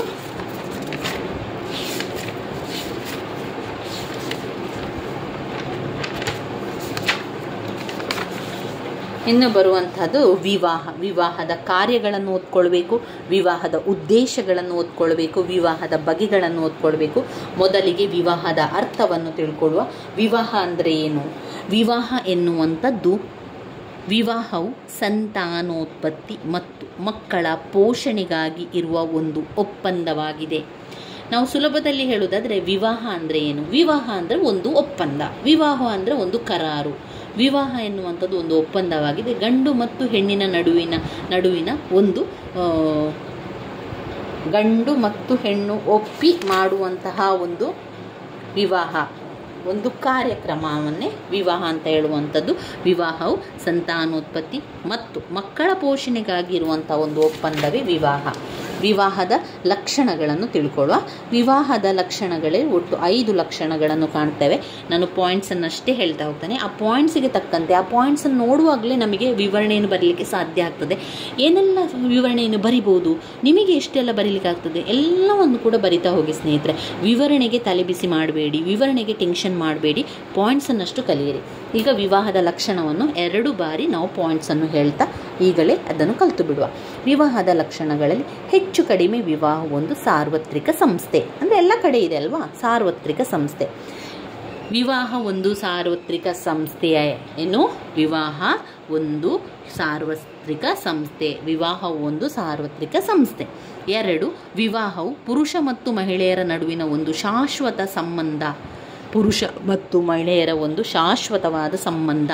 3, ವಿವಾಹಕ್ಕೆ ಸಾಮಾಜಿಕ ಮತ್ತು ಕಾನೂನಿನ ಮನ್ನಣೆ ಅವಶ್ಯಕವಿದೆ. ವಿವಾಹಕ್ಕೆ ಸಾಮಾಜಿಕ ಮತ್ತು ಕಾನೂನಿನ ಮನ್ನಣೆಯ ಅವಶ್ಯಕತೆ ಇದೆ. 4, ವಿವಾಹವು ಕ್ರಿಯಾವಿಧಿಗಳು ಹಾಗೂ ಆಚರಣೆಗಳೊಂದಿಗೆ ಹೆಣೆದುಕೊಂಡಿದೆ. ವಿವಾಹ ಹೇಗೆ ಹೆಣೆದುಕೊಂಡಿದೆ? ಕ್ರಿಯಾವಿಧಾನಗಳೊಂದಿಗೆ, ಆಚರಣೆಗಳೊಂದಿಗೆ ಹೆಣೆದುಕೊಂಡಿದೆ. ವಿವಾಹವು ಪಾರಸ್ಪರಿಕ ಹೊಣೆಗಾರಿಕೆಗಳನ್ನು ಸೃಷ್ಟಿಸುತ್ತದೆ. ವಿವಾಹವು ಪಾರಸ್ಪರಿಕ ಹೊಣೆಗಾರಿಕೆಯನ್ನು ಸೃಷ್ಟಿಸುತ್ತದೆ. ಮತ್ತೊಮ್ಮೆ ಪಾಯಿಂಟ್ಸ್ ಹೇಳುವ. ವಿವಾಹದ ಲಕ್ಷಣಗಳು ನಿಧಾನದಲ್ಲಿ ಹೇಳ್ತಾ ಹೋಗ್ತಾನೆ, ಜೊತೆಯಾಗಿ ಹೇಳ್ಕೊಳ್ಳಿ, 2 ಬಾರಿ ಹೇಳ್ಕೊಳ್ಳಿ. ವಿವಾಹವು ಒಂದು ಸಾರ್ವತ್ರಿಕ ಸಂಸ್ಥೆ. ವಿವಾಹವು ಒಂದು ಸಾರ್ವತ್ರಿಕ ಸಂಸ್ಥೆ. ವಿವಾಹವು ಪುರುಷ ಮತ್ತು ಮಹಿಳೆಯರ ನಡುವಿನ ಒಂದು ಶಾಶ್ವತವಾದ ಸಂಬಂಧ. ಪುರುಷ ಮತ್ತು ಮಹಿಳೆಯರ ನಡುವಿನ ಶಾಶ್ವತವಾದ ಸಂಬಂಧ. 3, ವಿವಾಹಕ್ಕೆ ಸಾಮಾಜಿಕ ಹಾಗೂ ಕಾನೂನಿನ ಮನ್ನಣೆ ಅವಶ್ಯಕವಿದೆ. ವಿವಾಹಕ್ಕೆ ಸಾಮಾಜಿಕ ಹಾಗೂ ಕಾನೂನಿನ ಮನ್ನಣೆಯ ಅವಶ್ಯಕತೆ ಇದೆ. ಪಾಯಿಂಟ್ ನಂಬರ್ 4, ವಿವಾಹವು ಕ್ರಿಯಾವಿಧಿಗಳು ಹಾಗೂ ಆಚರಣೆಗಳೊಂದಿಗೆ ಹೆಣೆದುಕೊಂಡಿದೆ. ವಿವಾಹ ಎನ್ನುವಂಥದ್ದೇನು? ಎಲ್ಲ ರೀತಿಯ ಆಚರಣೆ, ಕ್ರಿಯಾವಿಧಾನಗಳ ಒಂದು ಹೆಣೆದುಕೊಂಡಿದೆ. ವಿವಾಹವು ಪಾರಸ್ಪರಿಕ ಹೊಣೆಗಾರಿಕೆಯನ್ನು ಹೊಂದಿದೆ. ವಿವಾಹವು ಪರಸ್ಪರ ಹೊಣೆಗಾರಿಕೆಯನ್ನು ಹೊಂದಿದೆ. ಮತ್ತೊಮ್ಮೆ ಪಾಯಿಂಟ್ಸ್ ಒಮ್ಮೆ ಹೇಳ್ತಾ ಹೋಗುವ. ವಿವಾಹದ ಲಕ್ಷಣಗಳು: ವಿವಾಹವು ಒಂದು ಸಾರ್ವತ್ರಿಕ ಸಂಸ್ಥೆ, ಪುರುಷ ಮತ್ತು ಮಹಿಳೆಯರ ನಡುವಿನ ಒಂದು ಶಾಶ್ವತವಾದ ಸಂಬಂಧ, ವಿವಾಹಕ್ಕೆ ಸಾಮಾಜಿಕ ಮತ್ತು ಕಾನೂನಿನ ಮನ್ನಣೆ ಕಾನೂನಿನ ಮತ್ತು ಸಾಮಾಜಿಕ ಅವಶ್ಯಕತೆ ಇದೆ. ವಿವಾಹವು ಕ್ರಿಯಾವಿಧಿ ಮತ್ತು ಆಚರಣೆಗಳೊಂದಿಗೆ ಬೆಸೆದುಕೊಂಡಿದೆ. ವಿವಾಹವು ಪಾರಸ್ಪರಿಕ ಹೊಣೆಗಾರಿಕೆಯನ್ನು ಹೊಂದಿದೆ. ಇದು ವಿವಾಹದ ಲಕ್ಷಣಗಳು. ಇನ್ನು ವಿವಾಹದ ಕಾರ್ಯಗಳನ್ನು ನೋಡುವ. ಏನೆಲ್ಲ ಕಾರ್ಯಗಳನ್ನು ಮಾಡ್ತದೆ ವಿವಾಹ? ಒಂದು ಪ್ರಾಥಮಿಕ ಸಾಮಾಜಿಕ ಸಂಸ್ಥೆಯಾಗಿ ವಿವಾಹವು ಸದಸ್ಯರುಗಳ ಲೈಂಗಿಕ ಜೀವನವನ್ನು ನಿಯಂತ್ರಿಸುತ್ತದೆ ಹಾಗೂ ನಿರ್ಬಂಧನೆ ಕೂಡ ಮಾಡ್ತದೆ. ವಾಸ್ತವವಾಗಿ ಸಮಾಜದ ಮತ್ತೊಂದು ಮೂಲಭೂತ ಸಾಮಾಜಿಕ ಸಂಸ್ಥೆ ಕುಟುಂಬ. ಇದರ ಜೊತೆ ಕೂಡ ವಿವಾಹವು ಸಂಬಂಧವನ್ನು ಹೊಂದಿದೆ. ಎರಡೂ ಸಂಸ್ಥೆಗಳು ಒಂದಕ್ಕೊಂದು ಪೂರಕವಾಗಿದೆ. ವಿವಾಹದ ಮಹತ್ವದ ಕಾರ್ಯಗಳೇನೆಂದರೆ ಲೈಂಗಿಕ ಜೀವನದ ನಿಬಂಧನೆಗಳು, ಸಂತಾನೋತ್ಪತ್ತಿ ಮತ್ತು ಮಕ್ಕಳ ಪೋಷಣೆ, ಕುಟುಂಬದ ಸ್ಥಾಪನೆಗೆ ವಿವಾಹವು ಸಹಕಾರಿಯಾಗಿದೆ. ವಿವಾಹವು ಕುಟುಂಬ ಹಾಗೂ ಸಮಾಜದಲ್ಲಿ ಲೈಂಗಿಕ ಸಂಬಂಧಗಳನ್ನು ನಿಬಂಧನೆಗೊಳಪಡಿಸುತ್ತದೆ. ಕುಟುಂಬ ಸ್ಥಾಪನೆಗೆ ವಿವಾಹವು ಸಹಕಾರಿಯಾಗಿದೆ. ವಿವಾಹವು ಕುಟುಂಬ ಮತ್ತು ಸಮಾಜದಲ್ಲಿ ಲೈಂಗಿಕ ಸಂಬಂಧಗಳನ್ನು ನಿಬಂಧನೆಗೊಳಪಡಿಸುತ್ತದೆ. ಆರ್ಥಿಕ ಸಹಕಾರ ಮತ್ತು ಭದ್ರತೆ, ಸಂಗಾತಿಗಳ ನಡುವೆ ಭಾವನಾತ್ಮಕ ಮತ್ತು ಬೌದ್ಧಿಕ ಉದ್ದೀಪನಕ್ಕೆ ವಿವಾಹ ಕೊಡುಗೆ ನೀಡುತ್ತದೆ. ಒಡನಾಡಿತನ ಮತ್ತು ಭಾವನಾತ್ಮಕ ಬೆಂಬಲ, ಸಾಮಾಜಿಕ ಐಕ್ಯತೆಯು ವಿವಾಹದ ಫಲಶ್ರುತಿಯಾಗಿದೆ. ಪಾಯಿಂಟ್ಸನ್ನು ಮತ್ತೊಮ್ಮೆ ಹೇಳ್ತಾ ಹೋಗುವ. ವಿವಾಹದ ಕಾರ್ಯಗಳು: ಲೈಂಗಿಕ ಜೀವನದ ನಿಬಂಧನೆ ಹೇಳಿ. ಲೈಂಗಿಕ ಜೀವನದ ನಿಬಂಧನೆ. 2 ಸಂತಾನೋತ್ಪತ್ತಿ ಮತ್ತು ಮಕ್ಕಳ ಪೋಷಣೆ. ಏನು ಮಾಡಬೇಕು? ಸಂತಾನೋತ್ಪತ್ತಿ ಮತ್ತು ಮಕ್ಕಳ ಪೋಷಣೆ. 3 ಕುಟುಂಬದ ಸ್ಥಾಪನೆಗೆ ವಿವಾಹವು ಸಹಕಾರಿಯಾಗಿದೆ. ಕುಟುಂಬದ ಸ್ಥಾಪನೆಗೆ ವಿವಾಹವು ಸಹಕಾರಿಯಾಗಿದೆ. 4 ವಿವಾಹವು ಕುಟುಂಬ ಹಾಗೂ ಸಮಾಜದಲ್ಲಿ ಲೈಂಗಿಕ ಸಂಬಂಧಗಳನ್ನು ನಿಬಂಧನೆಗೊಳಪಡಿಸುತ್ತದೆ. ಕುಟುಂಬ ಮತ್ತು ಸಮಾಜದಲ್ಲಿ ಲೈಂಗಿಕ ಸಂಬಂಧಗಳನ್ನು ನಿಬಂಧನೆಗೊಳಪಡಿಸುತ್ತದೆ. 5 ಆರ್ಥಿಕ ಸಹಕಾರ ಮತ್ತು ಭದ್ರತೆಯನ್ನು ಒದಗಿಸಿಕೊಡುತ್ತದೆ. ಆರ್ಥಿಕ ಸಹಕಾರ ಮತ್ತು ಭದ್ರತೆಯನ್ನು ಒದಗಿಸಿಕೊಡುತ್ತದೆ. 6 ಸಂಗಾತಿಗಳ ನಡುವೆ ಭಾವನಾತ್ಮಕ ಮತ್ತು ಭೌತಿಕ ಉದ್ದೀಪನಕ್ಕೆ ವಿವಾಹವು ಕೊಡುಗೆಯನ್ನು ನೀಡುತ್ತದೆ. ಸಂಗಾತಿಗಳ ನಡುವೆ ಭಾವನಾತ್ಮಕ ಮತ್ತು ಭೌತಿಕ ಉದ್ದೀಪನಕ್ಕೆ ವಿವಾಹವು ಕೊಡುಗೆ ನೀಡುತ್ತದೆ. 7 ಒಡನಾಡಿತನ ಮತ್ತು ಭಾವನಾತ್ಮಕ ಬೆಂಬಲ. ಒಡನಾಡಿತನ ಮತ್ತು ಭಾವನಾತ್ಮಕ ಬೆಂಬಲ. ಸಾಮಾಜಿಕ ಐಕ್ಯತೆಯು ವಿವಾಹವ ಫಲಶ್ರುತಿ. ಸಾಮಾಜಿಕ ಐಕ್ಯತೆಯು ವಿವಾಹದ ಫಲಶ್ರುತಿ. ಇನ್ನು ಬರುವಂಥದ್ದು ವಿವಾಹದ ಉದ್ದೇಶ. ಯಾವೆಲ್ಲ ಉದ್ದೇಶ ಇದೆ? 3 ಉದ್ದೇಶ ಇರುವಂಥದ್ದು. ಒಂದು ಲೈಂಗಿಕ ಆಕಾಂಕ್ಷೆ, ನಮ್ಮ ಒಂದು ಲೈಂಗಿಕ ಆಸೆಯನ್ನು ತೃಪ್ತಿಪಡಿಸಲಿಕ್ಕೆ. ಮತ್ತೊಂದು ಮಕ್ಕಳು ಬೇಕು ಎನ್ನುವ ಕಾರಣದಿಂದ ವಿವಾಹವಾಗುವಂಥದ್ದು, ಮಕ್ಕಳನ್ನು ಬೆಳೆಸುವಂಥದ್ದು. ಇನ್ನೊಂದು ಆರ್ಥಿಕ ಸಹಕಾರ. ಆರ್ಥಿಕ ಸಹಕಾರ ಒಂದು ವಿವಾಹದ ಮುಖ್ಯ ಉದ್ದೇಶಗಳು. ಯಾವುದೆಲ್ಲ ಬರ್ತದೆ? ಲೈಂಗಿಕ ಆಕಾಂಕ್ಷೆಗಳ ತೃಪ್ತಿ, ಮಕ್ಕಳನ್ನು ಬೆಳೆಸುವುದು, ಆರ್ಥಿಕ ಸಹಕಾರ. ಇದು ಯಾವುದರ ಉದ್ದೇಶಗಳು? ಅದು ವಿವಾಹದ ಉದ್ದೇಶಗಳು. ಲೈಂಗಿಕ ಆಕಾಂಕ್ಷೆಗಳ ತೃಪ್ತಿ, ಮಕ್ಕಳನ್ನು ಬೆಳೆಸುವುದು, ಆರ್ಥಿಕ ಸಹಕಾರ. ಮಕ್ಕಳನ್ನು ಬೆಳೆಸುವುದು, ಆರ್ಥಿಕ ಸಹಕಾರ ಇವು ವಿವಾಹದ ಉದ್ದೇಶಗಳು. ಇನ್ನು ವಿವಾಹದ ಬಗೆಗಳನ್ನು ಈ ರೇಖಾಚಿತ್ರಗಳಿರುವಂತೆ ಮಾಡ್ತಾ ಹೋಗಿ ಸ್ನೇಹಿತರೆ, ಅದನ್ನೇ ಬರಿತಾ ಹೋಗುವುದು. ನಿಮಗೆ ಸುಲಭದ ರೀತಿಯಲ್ಲಿ ಹೇಳ್ಕೊಡ್ತೇನೆ ನೋಡಿ. ವಿವಾಹದ ಬಗೆಗಳು, ಟೈಪ್ಸ್ ಆಫ್ ಮ್ಯಾರೇಜ್. ವಿವಾಹದ ಬಗೆಗಳಲ್ಲಿ 2 ವಿವಾಹ, ಏಕ ವಿವಾಹ ಮತ್ತು ಬಹುರೂಪಿ ವಿವಾಹ. ಏಕ ವಿವಾಹ ಅಂದರೆ ಒಂದು ಮದುವೆ ಆಗುವಂಥದ್ದು. ಬಹು ವಿವಾಹ ಅಂದರೆ ತುಂಬ ಮದುವೆ ಆಗೋದು. ಆ ತುಂಬ ಮದುವೆ ಆಗಲಿಕ್ಕೂ ಕೂಡ ಆಪ್ಷನ್ ಇದೆ. ಒಂದು ಬಹುಪತ್ನಿತ್ವ ಮತ್ತು ಬಹುಪತಿತ್ವ. ಇಲ್ಲಿ ಹೆಸರೇ ಹೇಳುವಂತೆ ಬಹುಪತಿತ್ವ ಅಂದರೆ ಹೆಚ್ಚು ಗಂಡಂದಿರು ಒಬ್ಬಳೇ ಹೆಂಡತಿ. ಬಹುಪತ್ನಿತ್ವ ಹೆಚ್ಚು ಹೆಂಡತಿಯರು ಒಬ್ಬನೇ ಗಂಡ ಇದ್ದರೆ ಅದು ಬಹುಪತ್ನಿತ್ವ. ವಿವಾಹದ ಬಗೆಗಳಲ್ಲಿ 2 ವಿವಾಹ, ಏಕ ವಿವಾಹ ಮತ್ತು ಬಹುವಿವಾಹ. ಬಹುವಿವಾಹದಲ್ಲಿ 2 ವಿಧ, ಬಹುಪತ್ನಿತ್ವ ಮತ್ತು ಏಕಪತ್ನಿತ್ವ. ಬಹುಪತ್ನಿತ್ವ ಮತ್ತು ಏಕಪತ್ನಿತ್ವ. ಏಕಪತ್ನಿತ್ವದಲ್ಲಿ ಭಗಿನಿ ಅಥವಾ ಸೋದರಿ, ಭಗೇನೇತರರು, ಸೋದರಿಯೇತರರು ಅಂದರೆ ಹೆಂಡತಿಯ ತಂಗಿಯರು ಬಹುಪತ್ನಿತ್ವ, ಸೋದರಿಯೇತರರು. ಬಹುಪತಿತ್ವದಲ್ಲಿ ಸೋದರ ಬಹುಪತಿತ್ವ, ಸೋದರಯೇತರ ಬಹುಪತಿತ್ವ. ಸೋದರ ಬಹುಪತಿತ್ವ, ಸೋದರೇತರ ಬಹುಪತಿತ್ವ. ಸೋದರಿ ಬಹುಪತ್ನಿತ್ವ, ಸೋದರಿಯೇತರ ಬಹುಪತ್ನಿತ್ವ. ಇಲ್ಲಿ ಬಹುಪತ್ನಿತ್ವ, ಬಹುಪತಿತ್ವ. ಬಹುಪತ್ನಿತ್ವದಲ್ಲಿ ಭಗಿನಿ ಅಥವಾ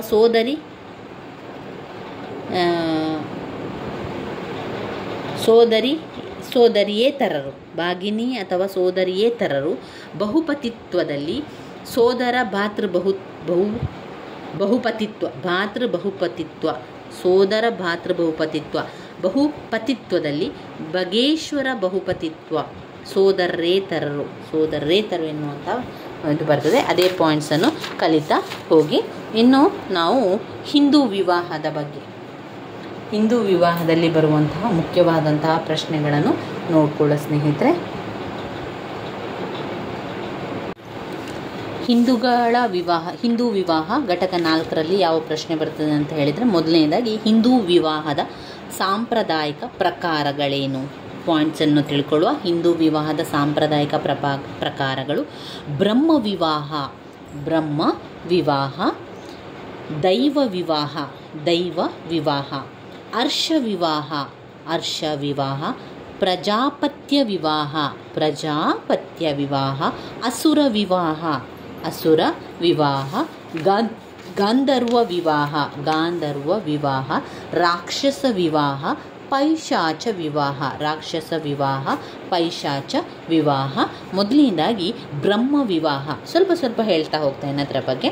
ಬ್ರಹ್ಮ ವಿವಾಹ ಎನ್ನುವಂಥದ್ದು ಸ್ತ್ರೀ ಪುರುಷರಿಬ್ಬರು ತಮ್ಮ ವಿದ್ಯಾಭ್ಯಾಸವನ್ನು ಮುಗಿಸಿದ ನಂತರ ಬ್ರಹ್ಮಚರ್ಯಾಶ್ರಮದಿಂದ ಮುಕ್ತರಾದ ನಂತರ ವಧುವಿನ ತಂದೆ ಬೆಳ್ಳಿ ಬಂಗಾರ ರತ್ನಗಳಿಂದ ಅಲಂಕೃತಳಾದ ಕನ್ಯೆಯನ್ನು ವರನಿಗೆ ದಾನವಾಗಿ ಕೊಡುವ ಪದ್ಧತಿಯನ್ನೇ ಬ್ರಹ್ಮ ವಿವಾಹ ಅಂತ ಕರೀತಾರೆ. ಇನ್ನು ಬರುವಂಥದ್ದು ದೈವ ವಿವಾಹ. ಬ್ರಹ್ಮ ವಿವಾಹ, ದೈವ ವಿವಾಹ. ದೈವ ವಿವಾಹದಲ್ಲಿ ಆಭರಣಗಳಿಂದ ಅಲಂಕೃತಳಾದ ವಧುವನ್ನು ತಂದೆಯು ಯಜ್ಞದಲ್ಲಿ ಭಾಗವಹಿಸಿದ ಋತ್ವಿಜನಿಗೆ ದಕ್ಷಿಣೆ ಅಥವಾ ದಾನವಾಗಿ ಕೊಡುವ ಪದ್ಧತಿ. ಯಜ್ಞ ಯಾಗಾದಿಗಳನ್ನು ಮಾಡಿದಾಗ ದಾನ ಕೊಡಬೇಕಲ್ವ, ಅದನ್ನು ಮಗಳನ್ನೇ ಅವರಿಗೆ ದಾನವಾಗಿ ಕೊಡುವಂತಹ ಒಂದು ವಿವಾಹ ದೈವ ವಿವಾಹ. ಬ್ರಹ್ಮ ವಿವಾಹ, ದೈವ ವಿವಾಹ. ಅರ್ಷ ವಿವಾಹ ಅಂದರೆ ವಧುವಿನ ತಂದೆ ತನ್ನ ಧಾರ್ಮಿಕ ಕಾರ್ಯಕ್ಕಾಗಿ ಒಂದು ಗೋವನ್ನಾಗಲಿ ಅಥವಾ ಒಂದು ಎತ್ತನ್ನಾಗಲಿ ತೆಗೆದುಕೊಂಡು ಕನ್ಯಾದಾನ ಮಾಡುವ ಪದ್ಧತಿಯನ್ನು ಅರ್ಷ ವಿವಾಹ ಅಂತ ಕರೆಯುವಂಥದ್ದು. ಹೀಗೆ ವರನಿಂದ ಎತ್ತು ಇಲ್ಲವೇ ಗೋವನ್ನು ಪಡೆದು ಮಗಳನ್ನು ವಿವಾಹ ಮಾಡಿಕೊಳ್ಳುವುದನ್ನು ಕನ್ಯೆಯ ಮಾರಾಟವೆಂದು ಪರಿಗಣಿಸಲಾಗದು. ಅದು ಒಂದು ಧರ್ಮ, ಅದು ಒಂದು ಆರ್ಷ ವಿವಾಹ. ಬ್ರಹ್ಮ ವಿವಾಹ, ದೈವ ವಿವಾಹ, ಅರ್ಷ ವಿವಾಹ. ಬ್ರಹ್ಮ ವಿವಾಹದಲ್ಲಿ ಬ್ರಹ್ಮಚರ್ಯಾಶ್ರಮದಿಂದ ನಂತರ ಸ್ತ್ರೀ ಪುರುಷರಿಬ್ಬರು ವಿದ್ಯಾಭ್ಯಾಸವನ್ನು ಮುಗಿಸಿ ವಿವಾಹವನ್ನು ಮಾಡಿಕೊಡುವಂಥದ್ದು. ಚಿನ್ನ ಬೆಳ್ಳಿ ರತ್ನಗಳಿಂದ ಅಲಂಕೃತಳಾದ ಕನ್ಯೆಯನ್ನು ವರನಿಗೆ ದಾನವಾಗಿ ಕೊಡುವುದು ಬ್ರಹ್ಮ ವಿವಾಹ. ದೈವ ವಿವಾಹದಲ್ಲಿ ಯಜ್ಞ ಯಾಗಾದಿಗಳಿಗೆ ಭಾಗವಹಿಸಿದ ಋತ್ವಿಜನಿಗೆ ದಕ್ಷಿಣೆ ದಾನವಾಗಿ ಕೊಡುವ ಪದ್ಧತಿ ದೈವ ವಿವಾಹ. ಅರ್ಷ ವಿವಾಹ ಮೊದಲು ಗೋವನ್ನು ಅಥವಾ ಎತ್ತನ್ನು ದಾನವನ್ನು ಕೊಟ್ಟು ವಿವಾಹ ಮಾಡಿಸುವಂಥದ್ದು ಅರ್ಷ ವಿವಾಹ. ಪ್ರಜಾಪತ್ಯ ವಿವಾಹ, ಇಲ್ಲಿ ವರನಿಗೆ ವಿಶೇಷವಾಗಿ ಸತ್ಕರಿಸಿ, ಗಂಡಿಗೆ ವಿಶೇಷವಾಗಿ ಸತ್ಕರಿಸಿ ಪೂಜಿಸಿ ವಧುವನ್ನು ವಿವಾಹ ಮಾಡಿಕೊಡುವುದು ಪ್ರಜಾಪತ್ಯ ವಿವಾಹ. ಅಸುರ ವಿವಾಹ. ಅಸುರ ವಿವಾಹದಲ್ಲಿ ವಿವಾಹವಾಗುವ ವರನು ವಧುವಿನ ತಂದೆಗೆ ಅಥವಾ ಬಂಧುಗಳಿಗೆ ವಧುದಕ್ಷಿಣೆಯನ್ನು ನೀಡಿ, ಇಲ್ಲಿ ಗಂಡು ವಧುದಕ್ಷಿಣೆಯನ್ನು ಕೊಟ್ಟು, ಗಂಡು ಅಲ್ಲ ಹೆಣ್ಣೆ, ವರನು ವಧುವಿಗೆ ವಿವಾಹವಾಗುವ ವರ ಅಂದರೆ ಹುಡುಗ, ವಧುವಿನ ತಂದೆಗೆ ಅಥವಾ ಬಂಧುಗಳಿಗೆ ವಧುದಕ್ಷಿಣೆ ನೀಡಿ ವಿವಾಹವಾಗುವುದು. ಇಲ್ಲಿ ಮದುವೆ ಆಗುವಂತಹ ಹುಡುಗಿಯ ತಂದೆಗೆ ಅಥವಾ ಸಂಬಂಧಿಕರಿಗೆ ದಾನವನ್ನು ಕೊಟ್ಟು ವಧುದಕ್ಷಿಣೆಯನ್ನು ಕೊಟ್ಟು ವಿವಾಹವಾಗುವುದು ಅಸುರ ವಿವಾಹ. ಗಾಂಧರ್ವ ವಿವಾಹ ಅಂದರೆ ಪ್ರೀತಿಸಿ ವಿವಾಹವಾಗುವಂಥದ್ದು ಗಾಂಧರ್ವ ವಿವಾಹ. ರಾಕ್ಷಸ ವಿವಾಹ, ಅದರಲ್ಲಿ ಕನ್ಯೆ ತನಗೆ ಇಷ್ಟವಿಲ್ಲದಿದ್ದರೂ ಕೂಡ ಅಳುತ್ತಿದ್ದರೂ ಕೂಡ ಅವಳ ಬಂಧುಗಳನ್ನು ಗಾಯಗೊಳಿಸಿ ಬಲಾತ್ಕಾರದಿಂದ ವಿವಾಹವಾಗುವುದು ರಾಕ್ಷಸ ವಿವಾಹ. ಪೈಶಾಚ ವಿವಾಹ ಅಂದರೆ ಕನ್ಯೆ ರಾತ್ರಿ ನಿದ್ದೆ ಮಾಡುತ್ತಿರುವಾಗ ಪ್ರಜ್ಞಾಹೀನ ಸ್ಥಿತಿಯಲ್ಲಿದ್ದಾಗ ಅವಳನ್ನು ಬಲವಂತವಾಗಿ ಸಂಭೋಗಿಸಿ ವಿವಾಹವಾಗುವಂಥದ್ದು ಪೈಶಾಚ ವಿವಾಹ ಬರ್ತದೆ. ಹಿಂದೂ ವಿವಾಹದ ಪ್ರಕಾರಗಳು, ಹಿಂದೂ ವಿವಾಹದ ಸಾಂಪ್ರದಾಯಿಕ ಪ್ರಕಾರಗಳು ಪಾಯಿಂಟ್ಸ್ ಹೇಳ್ತಾ ಹೋಗ್ತೇನೆ. ಬ್ರಹ್ಮ ವಿವಾಹ, ದೈವ ವಿವಾಹ, ಅರ್ಷ ವಿವಾಹ, ಪ್ರಜಾಪತ್ಯ ವಿವಾಹ, ಅಸುರ ವಿವಾಹ, ಗಾಂಧರ್ವ ವಿವಾಹ, ರಾಕ್ಷಸ ವಿವಾಹ, ಪೈಶಾಚ ವಿವಾಹ.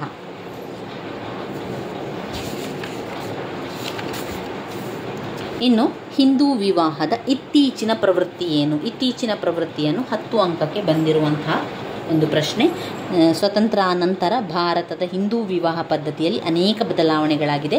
ಆ ವಿವಾಹದೊಂದಿಗೆ ಸಂಬಂಧಿಸಿದಂತೆ ಮೂಲಭೂತ ಧಾರ್ಮಿಕ ನಂಬಿಕೆಗಳು ಕೂಡ ಬದಲಾವಣೆ ಆಗ್ತಾ ಹೋಯಿತು. ಇತ್ತೀಚಿನ ಬದಲಾವಣೆ ಏನಾಗಿದೆ? ಹಿಂದೂ ವಿವಾಹದ ಇತ್ತೀಚಿನ ಪ್ರವೃತ್ತಿ ಏನು? ವಿವಾಹದ ಬಗೆಗಳು ಕಣ್ಮರೆಯಾಗಿರುವುದು. ವಿವಾಹದ ಬಗೆಗಳು ಕಣ್ಮರೆಯಾಗಿ ಹೋಗಿದೆ. ವಿವಾಹದ ಬಗೆಗಳು ಏನಾಗಿದೆ?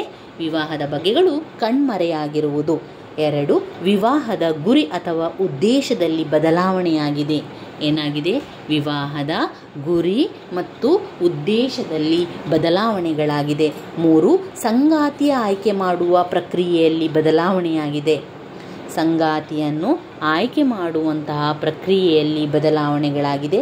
4, ವಿವಾಹದ ವಯಸ್ಸಿನಲ್ಲಿ ಬದಲಾವಣೆಯಾಗಿದೆ. ಇದು ಇತ್ತೀಚಿನ ಪ್ರವೃತ್ತಿಯಲ್ಲ, ವಿವಾಹದ ವಯಸ್ಸಿನಲ್ಲಿ ಬದಲಾವಣೆಯಾಗಿದೆ. ವಿವಾಹದ ಸ್ಥಿರತೆಯಲ್ಲಿ ವ್ಯತ್ಯಯ ಆಗಿದೆ. ವಿವಾಹದ ಸ್ಥಿರತೆಯಲ್ಲಿ ಬದಲಾವಣೆಯಾಗಿದೆ. ವಿವಾಹದ ಆರ್ಥಿಕ ಅಂಶದಲ್ಲಿ ಬದಲಾವಣೆಯಾಗಿದೆ. ವಿವಾಹದ ಆರ್ಥಿಕ ಅಂಶದಲ್ಲಿ ಬದಲಾವಣೆಯಾಗಿದೆ. ವಿಚ್ಛೇದನ ಮತ್ತು ಪರಿತ್ಯಜಿಸುವಿಕೆ ಹೆಚ್ಚಾಗಿದೆ. ಯಾವುದು? ಡೈವರ್ಸ್ ಆಗುವಂಥದ್ದು, ಬಿಟ್ಟು ಹೋಗುವಂಥದ್ದು ಹೆಚ್ಚಾಗಿದೆ. ವಿಚ್ಛೇದನೆ ಮತ್ತು ಪರಿತ್ಯಜಿಸುವಿಕೆ ಹೆಚ್ಚಾಗಿದೆ. ಇದು ಹಿಂದೂ ವಿವಾಹದ ಇತ್ತೀಚಿನ ಪ್ರವೃತ್ತಿ. ಮತ್ತೊಮ್ಮೆ ಪಾಯಿಂಟ್ಸ್ ಹೇಳ್ತಾ ಹೋಗ್ತೇನೆ. ವಿವಾಹದ ಬಗೆಗಳು ಕಣ್ಮರೆಯಾಗಿರುವುದು, ವಿವಾಹದ ಗುರಿ ಉದ್ದೇಶದಲ್ಲಿ ಬದಲಾವಣೆ, ಸಂಗಾತಿಯ ಆಯ್ಕೆ ಮಾಡುವ ಪ್ರಕ್ರಿಯೆಯಲ್ಲಿ ಬದಲಾವಣೆ, ವಿವಾಹದ ವಯಸ್ಸಿನಲ್ಲಿ ಬದಲಾವಣೆ, ವಿವಾಹದ ಸ್ಥಿರತೆಯಲ್ಲಿ ವ್ಯತ್ಯಾಸ, ವಿವಾಹದ ಆರ್ಥಿಕ ಅಂಶದಲ್ಲಿ ಬದಲಾವಣೆ, ವಿಚ್ಛೇದನೆ ಮತ್ತು ಪರಿತ್ಯಜಿಸುವಿಕೆಯಲ್ಲಿ ಹೆಚ್ಚಳ. ಇವಿಷ್ಟು ಇತ್ತೀಚಿನ ಹಿಂದೂ ವಿವಾಹದ ಪ್ರಕ್ರಿಯೆಯಲ್ಲಿ ಆಗುವಂತಹ ಬದಲಾವಣೆಗಳಾಗಿದೆ. ತುಂಬಾ ಇಂಪಾರ್ಟೆಂಟ್ ಆಗಿರುವಂಥ ಪ್ರಶ್ನೆ. 10 ಅಂಕಕ್ಕೆ 2-3 ಬಾರಿ ಪ್ರಶ್ನೆಗಳನ್ನು ಕೇಳಿದ್ದಾರೆ. ಇನ್ನು ಘಟಕ 5 ಮುಸ್ಲಿಮರಲ್ಲಿನ ವಿವಾಹದಲ್ಲಿ ಬರುವಂತಹ ನಿಬಂಧನೆಗಳಿರ್ಬೋದು, ವಿಚ್ಛೇದನೆಗಳಿರ್ಬೋದು, ಅದನ್ನೆಲ್ಲ ಕೂಡ ನೋಡ್ಕೊಳ್ಳುವ. ಮುಸ್ಲಿಂ ವಿವಾಹದ ನಿಬಂಧನೆಗಳು ಅಥವಾ ಲಕ್ಷಣಗಳು. ಪಾಯಿಂಟ್: ವಿವಾಹವಾಗಲು ಸಾಮರ್ಥ್ಯ ಮತ್ತು ಮಾನಸಿಕ ಸ್ವಸ್ಥತೆ. ವಿವಾಹವಾಗಲು ಸಾಮರ್ಥ್ಯ ಬೇಕು, ವಿವಾಹವಾಗಲು ಮಾನಸಿಕ ಸ್ವಸ್ಥತೆ ಬೇಕು, ವಿವಾಹವಾಗಲು ಮಾತುಕತೆಗೆ ಮೊದಲೇ ಋತುಮತಿಯಾಗಿರಬೇಕು, ವಿವಾಹದಲ್ಲಿ ಪ್ರಸ್ತಾಪ ಮತ್ತು ಪ್ರಸ್ತಾಪದ ಒಪ್ಪಿಗೆ ಬೇಕು. ವಿವಾಹದ ಪ್ರಸ್ತಾಪ ಮಾಡಲಿಕ್ಕಿದೆ, ವಿವಾಹದ ಪ್ರಸ್ತಾಪದ ಒಪ್ಪಿಗೆ ಆಗಬೇಕು. ಅಂದರೆ ಇಜಾಬ್ ಮತ್ತು ಕುಬುಲ್ ಎನ್ನುವಂಥದ್ದು ಇದು ಮುಸ್ಲಿಂ ವಿವಾಹದ ಲಕ್ಷಣಗಳಲ್ಲಿ ಬರುವಂಥದ್ದು. ಸಮಾನತೆಯ ತತ್ವವನ್ನು ಮಾಡಬೇಕು. ಸಂಗಾತಿಯ ಆಯ್ಕೆಯಲ್ಲಿ ಆದ್ಯತೆ, ಕಾನೂನಿನ ಮಾನ್ಯತೆ. ಒಟ್ಟು 6 ಪಾಯಿಂಟ್ಸ್ಗಳಿದೆ. ಇನ್ನಷ್ಟು ಹೆಚ್ಚು ಪಾಯಿಂಟ್ ಮಾಡ್ಬೋದು. ಮುಸ್ಲಿಂ ವಿವಾಹದ ಲಕ್ಷಣಗಳು ಅಥವಾ ನಿಬಂಧನೆಗಳು. ವಿವಾಹವಾಗಲು ಸಾಮರ್ಥ್ಯ. 1. ವಿವಾಹವಾಗಲು ಸಾಮರ್ಥ್ಯ. 2. ವಿವಾಹವಾಗಲು ಮಾನಸಿಕ ಸ್ವಾಸ್ಥ್ಯತೆ ಬೇಕು. ವಿವಾಹವಾಗಲು ಸಾಮರ್ಥ್ಯ ಬೇಕು, ವಿವಾಹವಾಗಲು ಮಾನಸಿಕ ಸ್ವಾಸ್ಥ್ಯತೆ ಬೇಕು. 3. ವಿವಾಹದ ಮಾತುಕತೆಗೆ ಮೊದಲೇ ಋತುಮತಿಯಾಗಿರಬೇಕು. ವಿವಾಹದ ಮಾತುಕತೆ ಮೊದಲೇ ಋತುಮತಿಯಾಗಿರಬೇಕು. 3. ವಿವಾಹದ ಪ್ರಸ್ತಾಪ ಮತ್ತು ಪ್ರಸ್ತಾಪದ ಒಪ್ಪಿಗೆ ಅಂದರೆ ಇಜಾಬ್ ಮತ್ತು ಕುಬುಲ್. ಸಮಾನತೆಯ ತತ್ವ. ಸಂಗಾತಿಯ ಆಯ್ಕೆಯಲ್ಲಿ ಆದ್ಯತೆ ಮತ್ತು ಕಾನೂನಿನ ಮಾನ್ಯತೆ. ಮುಸ್ಲಿಂ ವಿವಾಹವನ್ನು ಸಿಂಧು ಮಾಡಬಲ್ಲ ನಿಬಂಧನೆಗಳೇನು? ಒಂದೇ ಸಭೆ, ಬಹುವಿವಾಹ. ನಿಕಟ ಸಂಬಂಧಿಯೊಂದಿಗೆ ವಿವಾಹ ಆದರೆ ಸಿಂಧು ಮಾಡಬಲ್ಲಂಥ ನಿಬಂಧನೆಗಳಿದು. ಮೂರ್ತಿ ಪೂಜೆ ಮಾಡುವವರೊಂದಿಗೆ ವಿವಾಹ ನಿಷೇಧ. ಒಂದೇ ಸಭೆ, ಬಹುವಿವಾಹ, ನಿಕಟ ಸಂಬಂಧಿಯೊಂದಿಗೆ ವಿವಾಹ, ಮೂರ್ತಿ ಪೂಜೆ ಮಾಡುವವರೊಂದಿಗೆ ವಿವಾಹ ನಿಷೇಧ. ಅಪ್ರಾಪ್ತರು, ಮಾನಸಿಕ ಸಮತೋಲನವಿಲ್ಲದವರ ಜೊತೆ ನಡೆಯುವ ವಿವಾಹದ ಮೇಲಿನ ನಿಷೇಧ. ಅಕ್ಕ ತಂಗಿಯರನ್ನು ಪತ್ನಿಯರನ್ನಾಗಿ ಮಾಡಿಕೊಳ್ಳುವುದರ ಮೇಲೆ ನಿಬಂಧನೆ. ಇದ್ದತ್ ಅವಧಿಯಲ್ಲಿರುವಂತಹ ಮಹಿಳೆ ವಿವಾಹವಾಗುವಂತಿಲ್ಲ. ಇನ್ನು ಮುಸ್ಲಿಂ ವಿವಾಹದ ವಿಧಗಳೇನು? ಬೀನಾ ವಿವಾಹ ಪದ್ಧತಿ, ಬಾಲ್ ವಿವಾಹ ಪದ್ಧತಿ, ಬೀನಾ ವಿವಾಹ ಪದ್ಧತಿ, ಬಾಲ್ ವಿವಾಹ ಪದ್ಧತಿ, ಮೂತಾ ವಿವಾಹ ಪದ್ಧತಿ, ನಿಖಾ ಇವಿಷ್ಟು ಮುಸ್ಲಿಂ ವಿವಾಹ ಪದ್ಧತಿಯ ವಿಧಗಳು. ಬೀನಾ ವಿವಾಹ ಪದ್ಧತಿ ಎನ್ನುವಂಥದ್ದು ಒಬ್ಬ ಸ್ತ್ರೀಯು ತನ್ನ ಪತಿಯನ್ನು ಆರಿಸಿಕೊಳ್ಳುವಂತಹ ಸ್ವಾತಂತ್ರ್ಯ ಹೊಂದಿರುತ್ತಾಳಲ್ಲದೆ ತನಗೆ ಇಷ್ಟವಿಲ್ಲದಿದ್ದಾಗ ಆತನನ್ನು ಗಂಡನಾಗಿ ಮುಂದುವರಿಸಿಕೊಳ್ಳದೆ ತ್ಯಜಿಸಲು ಸಹ ಸ್ವತಂತ್ರಳಿರುತ್ತಾಳೆ. ತನ್ನ ಮನ ಬಂದಂತೆ ವಿಲಕ್ಷಣವಾಗಿ ಆಕೆಯ ಪತಿಯನ್ನು ತ್ಯಜಿಸಲು ಸಾಮರ್ಥ್ಯವನ್ನು ಕೂಡ ಹೊಂದಿರುತ್ತಾಳೆ. ಇಲ್ಲಿ ಈ ದಂಪತಿಗಳಿಗೆ ಜನಿಸಿದ ಮಕ್ಕಳು ಆಕೆ ಹಾಗೂ ಆಕೆಯ ಸಂಬಂಧಿಗಳಿಗೆ ಸೇರಿದ್ದು, ಅವರನ್ನು ಪಾಲಿಸಿ ಪೋಷಿಸಿ ದೊಡ್ಡವರನ್ನಾಗಿ ಮಾಡುವ ಸ್ವಾತಂತ್ರ್ಯ, ಹೊಣೆಗಾರಿಕೆ ಎಲ್ಲವೂ ಅವರುಗಳದ್ದೇ ಆಗಿರುತ್ತದೆ. ಇದು ಬೀನಾ ವಿವಾಹ ಪದ್ಧತಿ. ಇನ್ನು ಬಾಲ್ ವಿವಾಹ ಪದ್ಧತಿಯಲ್ಲಿ ಆತನನ್ನು ತೊರೆಯುವ ಸ್ವಾತಂತ್ರ್ಯವನ್ನು ಹೊಂದಿರುವುದಿಲ್ಲ. ಮುಸ್ಲಿಂ ವಿವಾಹದ ಬಗೆಯಾದ ಬಾಲ್ ವಿವಾಹವು ಬೀನಾ ಬಗೆಯ ಬದಲಾಯಿಸಿ ಬಂದಂತಹ ಒಂದು ಬಗೆ. ಬಾಲ್ ವಿವಾಹ ಗುಣಲಕ್ಷಣಗಳಲ್ಲಿ ಪ್ರಗತಿಪರವಾದವು ಆಗಿರಲಿಲ್ಲ. ಏಕೆಂದರೆ ಇದರಲ್ಲಿ ಪತ್ನಿಗೆ ಪತಿಯ ಬಗ್ಗೆ ಬೇಸರ ಮೂಡಿದಾಗ ಆತನನ್ನು ತೊರೆಯುವ ಸ್ವಾತಂತ್ರ್ಯ ಹೊಂದಿರಲಿಲ್ಲ. ಅಷ್ಟೇ ಅಲ್ಲ, ಮದುವೆಯು ಮಿರುದು ಬಿದ್ದ ನಂತರ ಸಹ ಆಕೆ ತನ್ನ ಮಕ್ಕಳ ಮೇಲಿನ ತನ್ನ ಹಕ್ಕನ್ನು ಬಾಲ್ ಪದ್ಧತಿಯಲ್ಲಿ ಕಳೆದುಕೊಳ್ತಾಳೆ. ಮಕ್ಕಳು ತಂದೆಯ ಬಳಿಯಲ್ಲಿ ಉಳಿಯುತ್ತಾರೆ. ವಿವಾಹ ವಿಚ್ಛೇದನಕ್ಕೊಳಪಡಿಸುವುದು ಸಹ ಪತಿಯೊಬ್ಬನದ್ದೇ ಹಕ್ಕು. ಇದು ಬಾಲ್ ವಿವಾಹ ಪದ್ಧತಿಯಲ್ಲಿ ಬರ್ತದೆ. ಇನ್ನು ಮೂತಾ ವಿವಾಹ ಪದ್ಧತಿಯನ್ನು 5 ಅಂಕದ ಪ್ರಶ್ನೆಯಾಗಿ ಬರ್ತದೆ. ನಿಖಾ ಕೂಡ 5 ಅಂಕಕ್ಕೆ ಕೇಳ್ತಾರೆ. ಮೂತಾ ವಿವಾಹ ಪದ್ಧತಿ ಅಂದರೆ ಗಂಡು ಹಾಗೂ ಹೆಣ್ಣು ತಮ್ಮಗಳ ವಿವಾಹ ತಾವಾಗಿಯೇ ಮಾಡುವಂಥದ್ದು. ಅಂದರೆ ತಂದೆ ತಾಯಿ ಬಂಧುಗಳ ಮಧ್ಯಸ್ಥಿಕೆ ಇಲ್ಲದೆ ನೆರವೇರಿಸಿಕೊಳ್ಳುವಂಥದ್ದು. ತಾವೇ ತಮ್ಮ ಇಷ್ಟಕ್ಕೆ, ಗಂಡು ಮತ್ತು ಹೆಣ್ಣು ತಮ್ಮ ಇಷ್ಟಕ್ಕೆ ನಾವು ಮಾಡಿಸಿಕೊಳ್ಳುವಂಥದ್ದು. ಯಾರು ತಂದೆ ತಾಯಿ ಬಂದು ಯಾರಿಲ್ಲದೆ ಮದುವೆಯಾಗುವಂಥದ್ದು ಮೂತ ವಿವಾಹ. ಮುಸ್ಲಿಮರಲ್ಲಿನ ಒಂದು ವ್ಯವಸ್ಥೆ ಮೂತ ವಿವಾಹ. ಅಷ್ಟೇ ಅಲ್ಲ, ಸ್ತ್ರೀಯು ಇಸ್ಲಾಂ ಧರ್ಮದ ಹೊರಗಿನವಳು ಸಹ ಆಗಿರ್ಬೋದು, ಮುಸ್ಲಿಂ ಆಗದೆ ಕೂಡ ಇರ್ಬೋದು. ಅಂದರೆ ಕ್ರಿಶ್ಚಿಯನ್ ಆಗಿರ್ಬೋದು, ಹಿಂದೂ ಅಥವಾ ಮುಸ್ಲಿಂ ಸಹ ಆಗಿರ್ಬೋದು. ಪುರುಷನು ಇಂತಹ ವಿವಾಹವನ್ನು ತನ್ನ ಸ್ವ ಇಚ್ಛೆಯಿಂದ ಮನಸ್ಸಿನಿಂದ ಮಾಡಿಕೊಳ್ಬೋದು. ಆದರೆ ಅದೇ ಸ್ವಾತಂತ್ರ್ಯ ಪತ್ನಿಗೆ ಇರುವುದಿಲ್ಲ. ಒಬ್ಬ ಮುಸ್ಲಿಂ ಸ್ತ್ರೀಯು ತನಗೆ ಇಷ್ಟವಾದರೆ ಮುಸ್ಲಿಮೇತರ ಹುಡುಗನನ್ನು ಮದುವೆಯಾಗಲು ಒಪ್ಪಂದ ಮಾಡಿಕೊಳ್ಳುವಂತಿಲ್ಲ. ಮೂತ ವಿವಾಹ ಪದ್ಧತಿ ಅನ್ವಯ ಒಬ್ಬ ಪುರುಷನು ಸ್ತ್ರೀಯನ್ನು ವಿವಾಹವಾಗುವ ಪದ್ಧತಿಯನ್ನು ಸಿಖಾ ಎಂದು ಕರೆಯಲಾಗುತ್ತದೆ. ಈ ವಿವಾಹ ಪದ್ಧತಿಯು ತಾತ್ಕಾಲಿಕವಾದುದಾಗಿದೆ. ಪವಿತ್ರವಾದ ಕುರಾನ್ ತತ್ವದ ಪ್ರಕಾರ ವಿವಾಹವಾಗುವ ಸ್ತ್ರೀ ಅಂತಸ್ತು, ಸ್ಥಾನಮಾನಕ್ಕಿಂತಲೂ ಇಲ್ಲಿನ ಸ್ತ್ರೀಯ ಸ್ಥಾನಮಾನಗಳು ಭಿನ್ನವಾಗಿರುತ್ತದೆ. ಮೂತ ವಿವಾಹದಲ್ಲಿ ಸ್ತ್ರೀ ಅಕಸ್ಮಾತ್ ವಿಧವೆಯಾದಲ್ಲಿ, ವಿಚ್ಛೇದಳಾದಲ್ಲಿ ಜೀವನಾಂಶವನ್ನು ಕಾನೂನಾತ್ಮಕವಾಗಿ ಕೇಳಲು ಬರುವುದಿಲ್ಲ. ತನ್ನ ಪತಿಯ ಆಸ್ತಿ ಹೊಂದುವ ಯಾವುದೇ ಹಕ್ಕಿನಿಂದ ಅವಳು ವಂಚಿತಳಾಗುತ್ತಾಳೆ. ಆದಾಗ್ಯೂ ಆಕೆಗೆ ಹುಟ್ಟಿದ ಮಕ್ಕಳಿಗೆ ತಂದೆಯ ಆಸ್ತಿಯ ಮೇಲೆ ಸಂಪೂರ್ಣ ಹಕ್ಕಿರುತ್ತದೆ. ಏನೇ ಆದರೂ ಮೂತ ವಿವಾಹವು ಪತ್ನಿಗೆ ಆಸ್ತಿಯ ಮೇಲಿನ ಬಾಧ್ಯತೆಯನ್ನು ಸೃಷ್ಟಿಸುವುದಿಲ್ಲ. ಮಕ್ಕಳು ತಂದೆಗೆ ಸೇರಲ್ಪಡುತ್ತಾರೆ. ಮೂತ ವಿವಾಹ ಪದ್ಧತಿಯು ಪತ್ನಿಗೆ ಬಹುವಾಗಿ ಅನ್ಯಾಯ ಮಾಡಿದೆ ಹಾಗೂ ಕ್ರೂರವಾಗಿದೆ. ಡೋವರ್ನಲ್ಲಿನ ಅರ್ಧದಷ್ಟನ್ನು ಕೊಡಲಾಗ್ತದೆ. ಡೋವರನ್ನು ಕೂಡ ಕೆಲವೊಮ್ಮೆ ನೀಡಲಾಗ್ತದೆ. ಇದು ಮೂತ ವಿವಾಹ ಪದ್ಧತಿ. ಇನ್ನು ನಿಕಾ ಎನ್ನುವಂಥದ್ದು ಮುಸ್ಲಿಮರ ಸಿಂಧುವಾದ ವಿವಾಹ ಪದ್ಧತಿಯಾಗಿದೆ. ವೈವಾಹಿಕ ಜೀವನಕ್ಕೆ ಒಳಪಡುವುದು ಪ್ರತಿಯೊಬ್ಬ ಮುಸ್ಲಿಂನ ಮುಖ್ಯ ಧಾರ್ಮಿಕ ಕರ್ತವ್ಯ. ಪವಿತ್ರ ಕುರಾನ್ನ ಭಾಗ 4.3 ಅನ್ನು ಇಸ್ಲಾಂ ಧರ್ಮವು ಪಾಲಿಸಿಕೊಂಡಾಗ ಒಬ್ಬ ಮುಸ್ಲಿಂ ಪುರುಷ ಎಷ್ಟು ಜನ ಪತ್ನಿಯರನ್ನು ಹೊಂದಿರಬಹುದೆಂದು ಅದರಲ್ಲಿ ತಿಳಿಸಲಾಗಿದೆ. ವಿವಾಹಕ್ಕೂ ಮೊದಲು ಖುತ್ಬಾವನ್ನು ಓದಲಾಗುತ್ತದೆ. ವಧು ಯಾವಾಗಲೂ ವರನಿಗಿಂತಲೂ ಅತಿ ಸುಂದರಳಾಗಿರಬೇಕು ಎಂದು ತಿಳಿಸುತ್ತದೆ. ಜೊತೆಗೆ ಆತನಿಗಿಂತಲೂ ಆಕೆಯು ಹೆಚ್ಚು ಉದಾತ್ತಳಾಗಿರಬೇಕು. ವಾಲಿ ಆಕೆಯ ಪರವಾಗಿ ವಿವಾಹವನ್ನು ನಡೆಸಬೇಕು. ಇವಿಷ್ಟು ವಿವಾಹದಲ್ಲಿ ಬರ್ತದೆ. ಇನ್ನು 5 ಅಂಕಕ್ಕೆ ಮೆಹರನ್ನು ಕೇಳ್ತಾರೆ. ಮೆಹರ್ ಅಂದರೆ ಹಣ ಅಥವಾ ಆಸ್ತಿಯ ಒಂದು ಬಗೆ. ಡೋವರ್ ಎಂದು ಸಹ ಕರೆಸಿಕೊಳ್ಳುವಂಥ ಮೆಹರ್ ಪತ್ನಿಯು ಪತಿಯಾಗುವವನಿಂದ ತೆಗೆದುಕೊಳ್ಳುವಂತಹ ಹಣ ಅಥವಾ ಆಸ್ತಿಯ ಒಂದು ಬಗೆಯನ್ನೇ ಮೆಹರ್ ಅಂತ ಹೇಳುವಂಥದ್ದು. ಇದೊಂದು ಮೂಲಭೂತ ಹಕ್ಕಾದ ಮೆಹರ್ ಹಣ ಅಥವಾ ಆಸ್ತಿಯ ಮೊತ್ತ ವಿವಾಹವಾಗುವ ಸ್ತ್ರೀಗೆ ತೋರಿಸುವಂತಹ ಗೌರವ. ಇದು ಮೆಹರ್ನ ಉದ್ದೇಶ. 2 ಉದ್ದೇಶಗಳಿರ್ತದೆ. ಅವುಗಳೆಂದರೆ ಮನಬಂದಂತೆ ಪತ್ನಿಯನ್ನು ವಿಚ್ಛೇದಿಸುವುದಕ್ಕೆ ತಡೆಗೋಡೆಯಾಗಿ ಇದು ಕಾರ್ಯನಿರ್ವಹಿಸ್ತದೆ. ಎರಡನೆಯದಾಗಿ ತನ್ನ ಪತಿ ವಿಚ್ಛೇದನೆ ಬಿಟ್ಟರೆ ಅಥವಾ ಆತನು ನಿಧನನಾಗಿ ಬಿಟ್ಟರೆ ಆಗ ಉಳಿದ ಜೀವನವನ್ನು ನಿರ್ವಹಣೆ ಮಾಡಲಿಕ್ಕೆ ಅವಳಿಗೆ ಆ ಒಂದು ಮೆಹರ್ ವಿಮೆಯಾಗಿ ಕಾರ್ಯನಿರ್ವಹಿಸ್ತದೆ.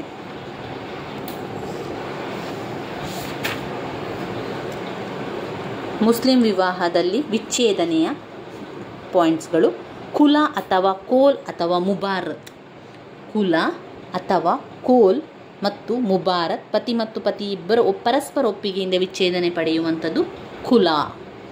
2 ತಲಾಕ್. ತಲಾಕ್ ಎನ್ನುವಂಥದ್ದು 5 ಅಂಕಕ್ಕೆ ಕೇಳ್ತಾರೆ. ಇದರಲ್ಲಿ ತಲಾಕಿ ಅಹಸಾನ್, ತಲಾಕಿ ಹಸನ್, ತಲಾಕ್ ಇ ಉಲ್ ಬಿದತ್ ಎನ್ನುವ 3 ಪಾಯಿಂಟ್ಸ್ಗಳಿದೆ. ಅದರಲ್ಲಿ 3 ಬಾರಿ ತಲಾಕನ್ನು ಉಚ್ಚರಿಸಬೇಕು. ಆಗ ತಲಾಕ್ ನಾಮವನ್ನು ಬರೆದು ಅಥವಾ ಅದನ್ನು ಪತ್ನಿಗೆ ಕೊಡುವುದರಿಂದಲೂ ವಿಚ್ಛೇದನವು ಜಾರಿಗೆ ಬರುವಂಥದ್ದು.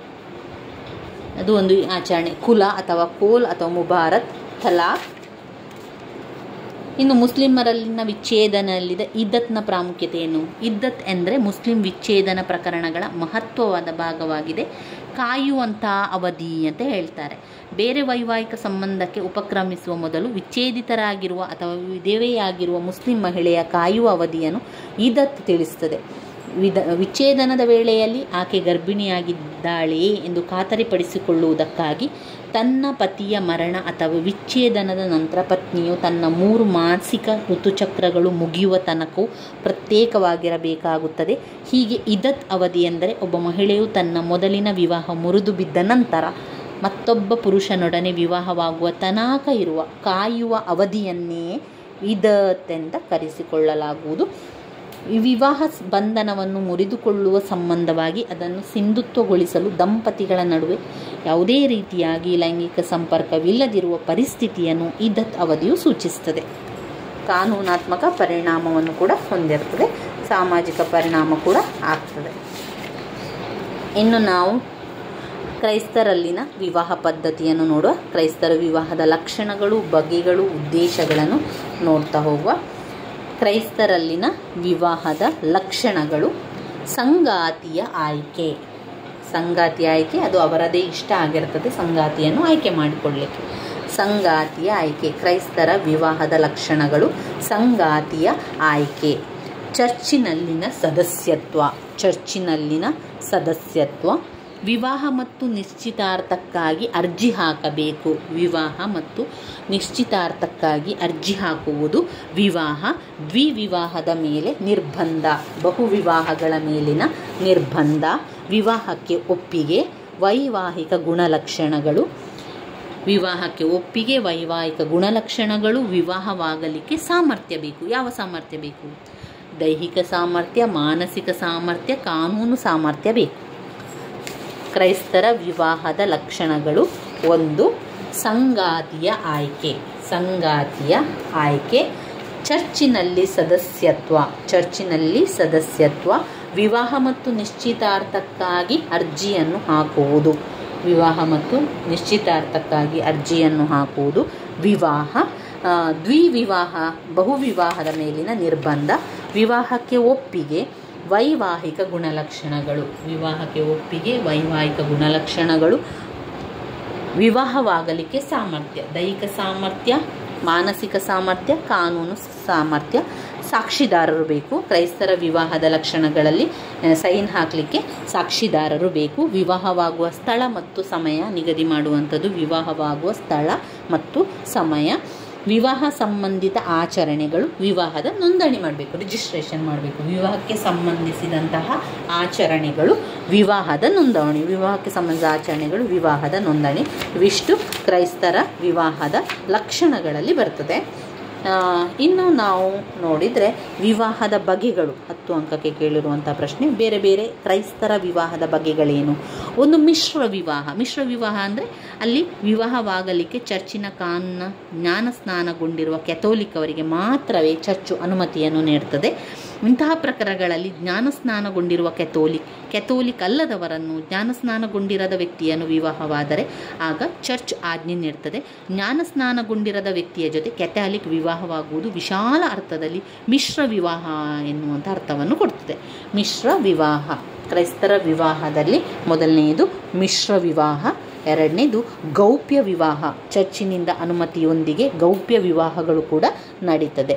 ಸಾಮಾನ್ಯವಾಗಿ ವಿವಾಹಗಳು ಮಹಾ ಸಾಮಾಜಿಕ ಘಟನೆಗಳಾಗಿ ಸಂಭವಿಸುತ್ತಿದ್ದು ಸಾರ್ವಜನಿಕ ಘಟನೆಗಳಾಗಿ ಕೊಂಬು ಕಹಳೆಯೊಂದಿಗೆ ಧಾರ್ಮಿಕ ನಾಗರಿಕ ಕರ್ತವ್ಯ ಹೊಣೆಗಾರಿಕೆಯೊಂದಿಗೆ ನೆರವೇರಿಸಲಾಗ್ತದೆ. ವಧುವರರಿಗೆ ಆಧ್ಯಾತ್ಮಿಕವಾಗಿ ಒಳ್ಳೆಯದಾಗುತ್ತದೆ ಎನ್ನುವ ಸನ್ನಿವೇಶ ಬಂದಾಗ ಚರ್ಚಿನಿಂದ ಅನುಮತಿಯೊಂದಿಗೆ ಗೌಪ್ಯ ವಿವಾಹಗಳು ಕೂಡ ನಡೆಯುತ್ತದೆ. ಗೌಪ್ಯ ವಿವಾಹ. 3 ಸಾಂಪ್ರದಾಯಿಕ ವಿವಾಹ. ಇದು ಕ್ರೈಸ್ತರ ವಿವಾಹದ ಬಗೆಗಳು. ಮಿಶ್ರ ವಿವಾಹ, ಗೌಪ್ಯ ವಿವಾಹ, ಸಾಂಪ್ರದಾಯಿಕ ವಿವಾಹ. ನಂತರ ಒಂದು 5 ಅಂಕಕ್ಕೆ ಬಂದಿರುವಂಥ ಪ್ರಶ್ನೆ, 1872 ಭಾರತೀಯ ಕ್ರೈಸ್ತ ವಿವಾಹದ ಕಾಯ್ದೆಯನ್ನು ತಿಳಿಸಿ ಅಂತ. ಅದರಲ್ಲಿ ಕೆಲವೊಂದು ವಿಷಯಗಳಿದೆ. 1872 ವಿವಾಹದ ಕಾಯ್ದೆಯಲ್ಲಿ ಬರುವಂಥ ವಿಷಯಗಳು ಏನು ಅಂತ ನೋಡುವ.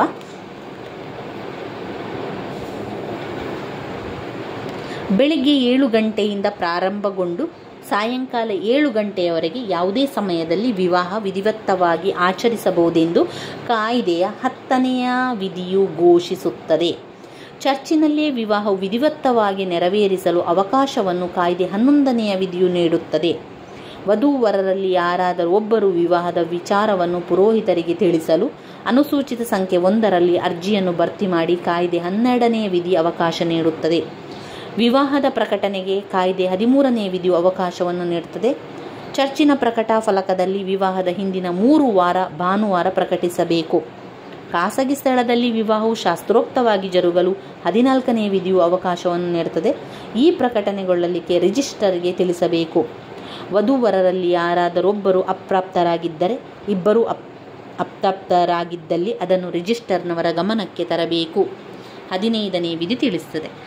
16ನೆಯ ವಿಧಿಯ ಪ್ರಕಾರ ವಧೂವರರಲ್ಲಿ ಯಾರಾದರೊಬ್ಬರು ಅಪ್ರಾಪ್ತರಾಗಿದ್ದಲ್ಲಿ ಜನ್ಮದಾತರ ಸಮ್ಮತಿ ಅವಶ್ಯಕ. ಇವಿಷ್ಟು ವಿಚಾರಗಳು ನಮ್ಮ 1872 ವಿವಾಹ ಕಾಯ್ದೆ, ಕ್ರೈಸ್ತರ ವಿವಾಹದ ಕಾಯ್ದೆಯಲ್ಲಿ ಬರುವಂತಹ ವಿಚಾರಗಳಿದು.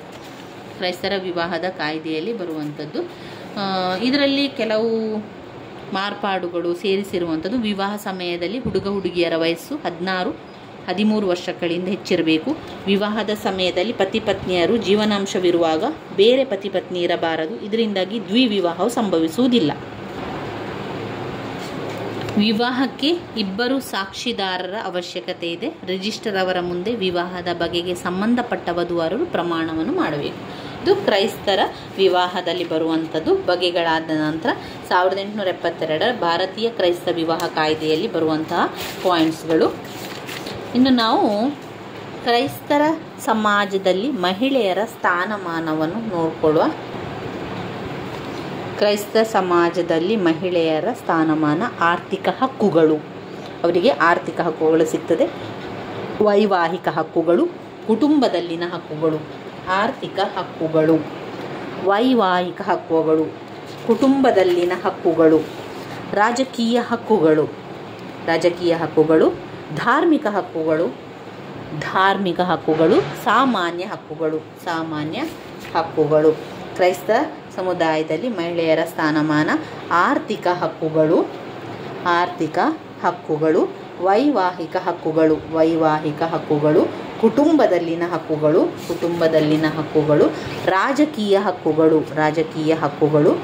ಧಾರ್ಮಿಕ ಹಕ್ಕುಗಳು, ಸಾಮಾನ್ಯ ಹಕ್ಕುಗಳು ಬರ್ತದೆ. ಇನ್ನು ನಾವು ಬ್ಲಾಕ್ 2ಕ್ಕೆ ಬಂದೆವು. ಕುಟುಂಬ ಬರ್ತದೆ. ಇದರಲ್ಲಿ ಕುಟುಂಬದಲ್ಲಿ ನಾವು ನೋಡಿದರೆ ಮೊದಲನೆಯದಾಗಿ ಕುಟುಂಬದ ಅರ್ಥವನ್ನು ತಿಳ್ಕೊಂಡು ಕುಟುಂಬದ ಲಕ್ಷಣದ ಪಾಯಿಂಟ್ಸ್ಗಳನ್ನು ತಿಳ್ಕೊಳ್ಳುವ. ಕುಟುಂಬ ಅಂದರೆ ಏನು?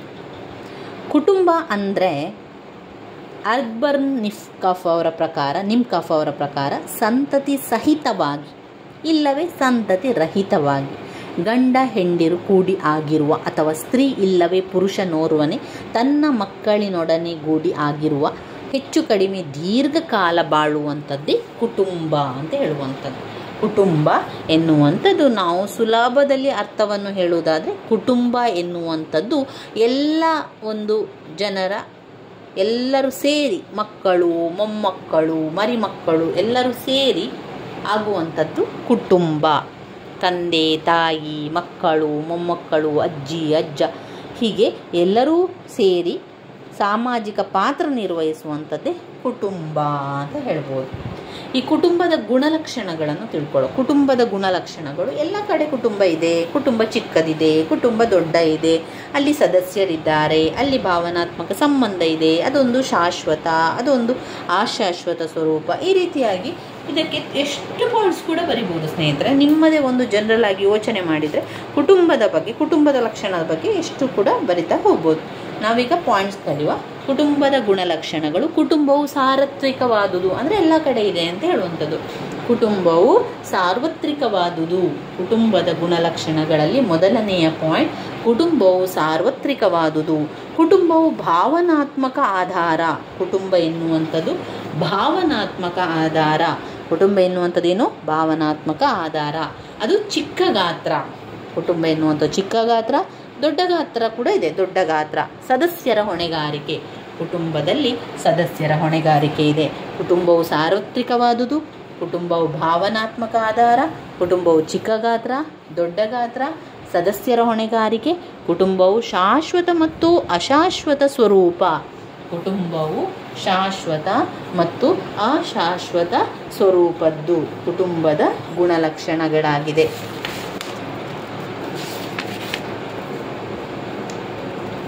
ಕುಟುಂಬದ ಪ್ರಕಾರಗಳನ್ನು ತಿಳಿಯುವ. ಕುಟುಂಬದಲ್ಲಿ ಯಾವ ಕುಟುಂಬ ಇದೆ? ಒಂದು ಮಾತೃಪ್ರಧಾನ ಕುಟುಂಬ, ಪಿತೃಪ್ರಧಾನ ಕುಟುಂಬ, ಆಧುನಿಕ ಅಥವಾ ಅಣು ಕುಟುಂಬ. ಅಂದರೆ ಚಿಕ್ಕ ಕುಟುಂಬ ಇದೆ, ದೊಡ್ಡ ಕುಟುಂಬ ಇದೆ, ಮಾತೃವೇ ಎಲ್ಲ ಸ್ಥಾನವನ್ನು ಹೊಂದಿರುವಂಥದ್ದು ಮಾತೃಪ್ರಧಾನ ಕುಟುಂಬ, ತಂದೆಯೇ ಎಲ್ಲ ಜವಾಬ್ದಾರಿ ಪ್ರಮುಖ ಸ್ಥಾನವನ್ನು ಹೊಂದಿರುವಂಥದ್ದು ಪಿತೃಪ್ರಧಾನ ಕುಟುಂಬ. ಆಧುನಿಕ ಕುಟುಂಬ ಇದೆ, ಅಣು ಕುಟುಂಬ ಇದೆ, ಬೃಹತ್ ಕುಟುಂಬ ಕೂಡ ಇದೆ. ಇದು ಕುಟುಂಬದ ಪ್ರಕಾರಗಳಲ್ಲಿ ಬರುವಂಥದ್ದು. ಅಣು ಕುಟುಂಬದ ಬಗ್ಗೆ 10 ಅಂಕಕ್ಕೆ ಕೇಳಿದ್ದಾರೆ. ಅಣು ಕುಟುಂಬ ಅಂದರೆ ಚಿಕ್ಕದಾದ ಕುಟುಂಬ. ವಿಶ್ವದೆಲ್ಲೆಡೆಯಲ್ಲಿ ಆಧುನಿಕ ಕುಟುಂಬವನ್ನು ಕಾಣ್ತೇವೆ. ಪತಿ ಪತ್ನಿಯನ್ನು ಒಳಗೊಂಡಂಥ ಆಧುನಿಕ ಕುಟುಂಬ. ಅಲ್ಲಿ ಪತಿ ಪತ್ನಿ ಮಕ್ಕಳು, ಚಿಕ್ಕವಾದ ಸಮೂಹ ಇರುವಂಥದ್ದು. ತಮ್ಮ ಪೋಷಕರನ್ನು ತೊರೆದು ತಮ್ಮದೇ ಆದ ಸಂಸಾರವನ್ನು ಹೂಡಿರುವಂಥವರು. ಆಧುನಿಕ ಕುಟುಂಬವು ಸ್ವಾಯತ್ತತೆಯನ್ನು ಹೊಂದಿದ್ದು ಪೋಷಕರ ನಿಯಂತ್ರಣದಲ್ಲಿರುವುದಿಲ್ಲ. ಭೌತಿಕವಾಗಿ ತಂದೆ ತಾಯರಿಂದ ದೂರವಿದ್ದು ಒಬ್ಬರಿಗೊಬ್ಬರು ಕನಿಷ್ಠ ಅವಲಂಬಿತರಾಗಿ ಆಧುನಿಕ ಕುಟುಂಬವು ಸ್ವತಂತ್ರವಾಗಿರುತ್ತದೆ. ಕುಟುಂಬದ ಇತ್ತೀಚಿನ ಪ್ರವೃತ್ತಿ ಏನು? ಕುಟುಂಬ ಅಣುಕುಟುಂಬ ಆಗಲಿಕ್ಕೆ ಅಥವಾ ಆಧುನಿಕ ಕುಟುಂಬ ಆಗಲಿಕ್ಕೆ ಇತ್ತೀಚಿನ ಪ್ರವೃತ್ತಿ ಏನು? ಕುಟುಂಬ ಸಣ್ಣ ಆಗಲಿಕ್ಕೆ. ಕುಟುಂಬದ ಪ್ರಕಾರ ಈಗ ನಮಗೆ ಗೊತ್ತಾಯ್ತಲ್ಲ, ಅಣುಕುಟುಂಬ, ದೊಡ್ಡ ಕುಟುಂಬ, ಮಾತೃಪ್ರಧಾನ ಕುಟುಂಬ, ಪಿತೃಪ್ರಧಾನ ಕುಟುಂಬ. ಅಣುಕುಟುಂಬದ ಇತ್ತೀಚಿನ ಪ್ರವೃತ್ತಿ, ಚಿಕ್ಕ ಕುಟುಂಬ ಆಗಲಿಕ್ಕೆ ಇತ್ತೀಚಿನ ಪ್ರವೃತ್ತಿ ಏನು? ಒಂದು, ಕೈಗಾರಿಕೀಕರಣ, ನಗರೀಕರಣ, ವೈಯಕ್ತಿಕತೆ, ವಿಚಾರವಾದ, ಶಿಕ್ಷಣ, ಲೌಕಿಕತೆ. ಇದು ಇತ್ತೀಚಿನ ಪ್ರವೃತ್ತಿಯಾಗಿರುವಂಥದ್ದು. ಯಾವುದೆಲ್ಲ? ಕೈಗಾರಿಕೀಕರಣ, ನಗರೀಕರಣ, ನಗರೀಕರಣ, ಪ್ರಜಾಸತ್ತಾತ್ಮಕ ಆದರ್ಶಗಳು ಮತ್ತು ಮೌಲ್ಯಗಳು, ನೈತಿಕ ನಿಯಮಗಳ ಶಿಥಿಲತೆ, ವಿವಾಹದ ಪರಿಕಲ್ಪನೆಯ ಬಗ್ಗೆ ಬದಲಾವಣೆಯ ಪರಿಣಾಮ, ಸ್ತ್ರೀಯರ ಆರ್ಥಿಕ ಸ್ವಾತಂತ್ರ್ಯ, ಮಕ್ಕಳ ಜನನದ ಇಳಿಮುಖ. ಅಣುಕುಟುಂಬ ಆಗುವಂಥ ಇತ್ತೀಚಿನ ಪ್ರವೃತ್ತಿ ಮಕ್ಕಳ ಜನನದ ಇಳಿಮುಖ, ವಿವಾಹ ವಿಚ್ಛೇದನೆ, ಸ್ತ್ರೀ ವಿಮೋಚನೆ, ಪೋಷಕರು ಮತ್ತು ಯುವಕರ ನಡುವಿನ ಘರ್ಷಣೆ. ತಂದೆ ತಾಯಿಯರಿಗೆ ಮಕ್ಕಳ ಜೊತೆಗೆ ಇರ್ಲಿಕ್ಕೆ ಆಗ್ತಾ ಇಲ್ಲ, ಪ್ರತಿ ಬಾರಿ ಜಗಳ ಆಗುವಂಥದ್ದು. ಈ ಕಾರಣದಿಂದ ಕುಟುಂಬ ಚಿಕ್ಕದಾಗ್ತಾ ಇದೆ. ಪೋಷಕರು ಮತ್ತು ಯುವಕರ ನಡುವಿನ ಘರ್ಷಣೆ, ಹೊಂದಾಣಿಕೆ ಇಲ್ಲ. ಪೋಷಕರು ಮತ್ತು ಮಕ್ಕಳ ನಡುವೆ ಹೊಂದಾಣಿಕೆ ಇಲ್ಲ. ಹಾಗೆ ಮನೋರಂಜನೆಯ ಕಾರಣಗಳು ಕೂಡ ಅಣುಕುಟುಂಬ ಆಗಲಿಕ್ಕೆ ಕಾರಣ ಆಗ್ತದೆ. ಅಣುಕುಟುಂಬ ಇತ್ತೀಚಿನ ಪ್ರವೃತ್ತಿಯನ್ನು ಮತ್ತೊಮ್ಮೆ ಪಾಯಿಂಟ್ಸ್ ಹೇಳ್ತಾನೆ. ಕೈಗಾರಿಕೀಕರಣ,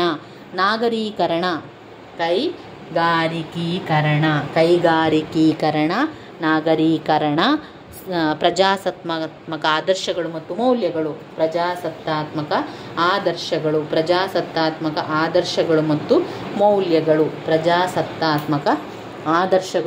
ಮೌಲ್ಯಗಳು, ನೈತಿಕ ನಿಯಮಗಳ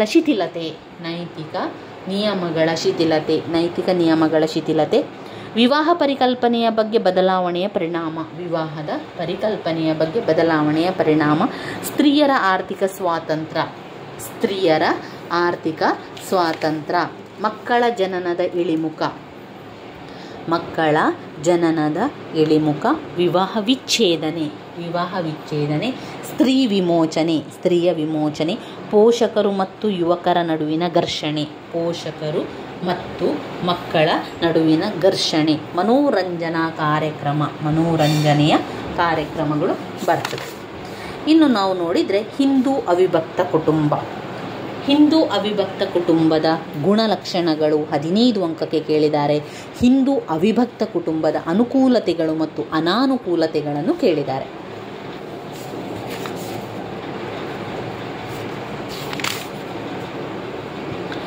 ಅವಿಭಕ್ತ ಕುಟುಂಬ ಅಂದರೆ ಏನು? ಅವಿಭಕ್ತ ಕುಟುಂಬ ಅಂದರೆ ದೊಡ್ಡದಾದ ಕುಟುಂಬ. ಈಗಲೂ ಕೂಡ ತುಂಬ ಜನರ ಮನೆಯಲ್ಲಿ ನೀವು ಜಾಯಿಂಟ್ ಫ್ಯಾಮಿಲಿಯಲ್ಲಿ ಇರ್ತೀರ, ಅಂದರೆ ದೊಡ್ಡ ತಲೆಮಾರು ಎಲ್ಲರೂ ಇರುವಂಥದ್ದು. ಹಿಂದೂ ಅವಿಭಕ್ತ ಕುಟುಂಬವು 3 ಅಥವಾ ಅದಕ್ಕಿಂತ ಹೆಚ್ಚು ತಲೆಮಾರುಗಳನ್ನು ಹೊಂದಿರ್ತಾರೆ. ಮೊಮ್ಮಕ್ಕಳು, ತಂದೆ ತಾಯಿ, ಮಕ್ಕಳು, ಸದಸ್ಯರು ಒಳಗೊಂಡಿದ್ದು ಸಣ್ಣ ಸಣ್ಣ ಕುಟುಂಬಗಳೆಲ್ಲ ಸೇರಿ ದೊಡ್ಡ ಕುಟುಂಬ ಆಗುವಂಥದ್ದಕ್ಕೆ ಅವಿಭಕ್ತ ಕುಟುಂಬ ಅಂತ ಹೇಳ್ತೇವೆ. ಜಾಯಿಂಟ್ ಫ್ಯಾಮಿಲಿ ಅಂತ ತುಂಬ ಜನರಿರೋದು. ಇಲ್ಲಿ ಅತ್ತೆ, ಮಾವ, ಚಿಕ್ಕಪ್ಪ, ದೊಡ್ಡಪ್ಪ, ಚಿಕ್ಕಪ್ಪ, ದೊಡ್ಡಮ್ಮ, ಚಿಕ್ಕಮ್ಮ, ಅವರ ಮಕ್ಕಳು, ದೊಡ್ಡಪ್ಪ ಚಿಕ್ಕಪ್ಪನ ಮಕ್ಕಳು, ದೊಡ್ಡಮ್ಮನ ಮಕ್ಕಳು, ಈ ರೀತಿಯಾಗಿ ಎಲ್ಲರೂ ಇರುವಂತಹ ತುಂಬು ಕುಟುಂಬವನ್ನೇ ನಾವೇನು ಹೇಳ್ತೇವೆ? ಅವಿಭಕ್ತ ಕುಟುಂಬ. ಈ ಅವಿಭಕ್ತ ಕುಟುಂಬದ ಲಕ್ಷಣಗಳನ್ನು ಹಲವು ಪ್ರಶ್ನೆ ಪತ್ರಿಕೆಯಲ್ಲಿ ಕೇಳಿದ್ದಾರೆ. ಇದನ್ನು ಸರಿಯಾಗಿ ಪಾಯಿಂಟ್ಸನ್ನು ಅರ್ಥ ಮಾಡ್ಕೊಳ್ಳಿ. ಪಾಯಿಂಟ್ಸನ್ನು ಬರೆಯೋಕ್ಕೆ ಏನೂ ಚಿಂತೆ ಇಲ್ಲ. ನಮಗೆ ಬೇಕಾದ ರೀತಿಯಲ್ಲಿ ಅದಕ್ಕೆ ವಿವರಣೆಯನ್ನು ಬರಿತಾ ಹೋಗ್ಬೋದು. ಇದೆಲ್ಲ ಕೂಡ ಕುಟುಂಬವು ನಮ್ಮ ಸಮಾಜ ಸುತ್ತಮುತ್ತ, ನಮ್ಮ ಮನೆಯಲ್ಲಿ, ನಮ್ಮ ಮನೆಗಳಲ್ಲಿ ಆಗುವಂಥದ್ದು, ನಮ್ಮ ಸಂಬಂಧಿಕರ ಮನೆಯಲ್ಲಿ, ನಮ್ಮ ನೆರೆಕರೆಯಲ್ಲಿ ಆಗುವಂಥ ಎಲ್ಲ ವಿಚಾರಗಳಿರೋದರಿಂದ ನೀವು ವಿವರಣೆಯನ್ನು ಬರೀಲಿಕ್ಕೆ ಯಾವುದೇ ರೀತಿಯ ಚಿಂತೆ ಮಾಡಬೇಡಿ. ಆರಾಮದಲ್ಲಿ ವಿವರಣೆಯನ್ನು ಬರಿತಾ ಹೋಗಿ. ಅಂದರೆ ಪಾಯಿಂಟ್ಸನ್ನು ಸರಿಯಾಗಿ ಕಲಿತು ಪಾಯಿಂಟ್ಸನ್ನು ಬರೆಯಿರಿ. ಅವಿಭಕ್ತ ಕುಟುಂಬದ ಲಕ್ಷಣಗಳು: ಅಧಿಕ ತಲೆಮಾರು, ಹೆಚ್ಚು ತಲೆಮಾರು ಇರ್ತಾರೆ. ಒಂದು ತಲೆಮಾರು ಮಾತ್ರ ಅಲ್ಲ, ಅವರ ಅಜ್ಜ ಅಜ್ಜಿ, ಅವರ ಮಕ್ಕಳು, ನಂತರದ ಮಕ್ಕಳು, ಈ ರೀತಿಯಾಗಿ ಅಧಿಕ ತಲೆಮಾರುಗಳು.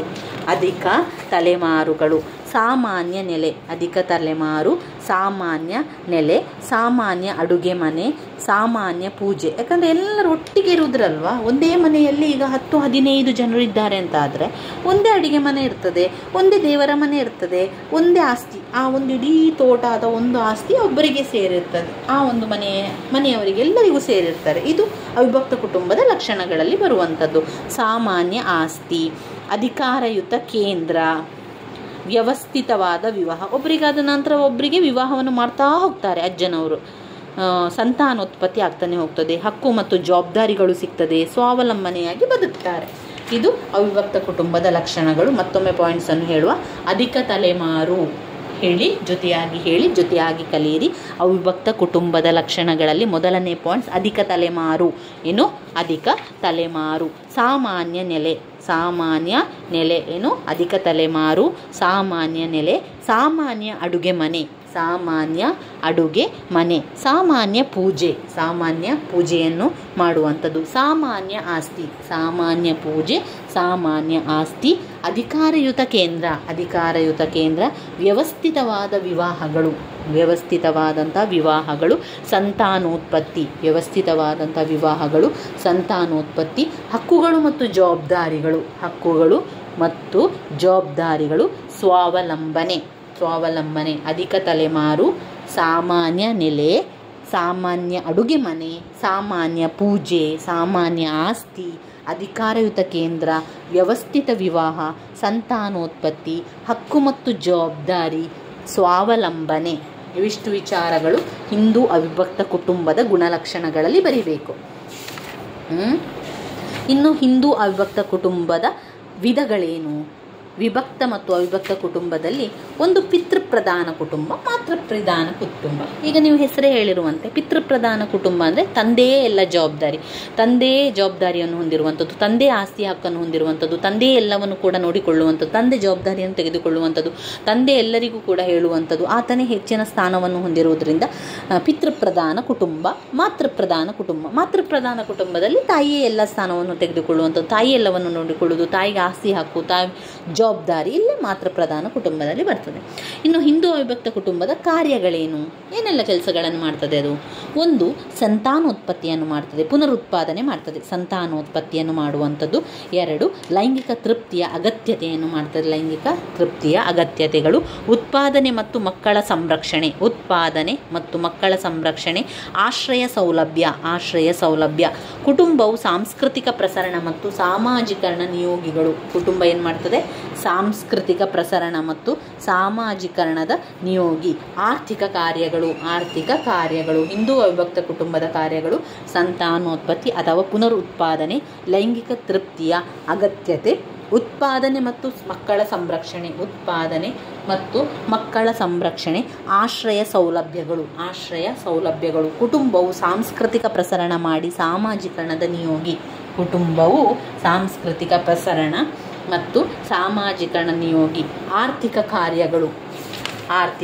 ಕಾರ್ಯಗಳನ್ನು ಮಾಡ್ತದೆ. ಶೈಕ್ಷಣಿಕ ಕಾರ್ಯಗಳು,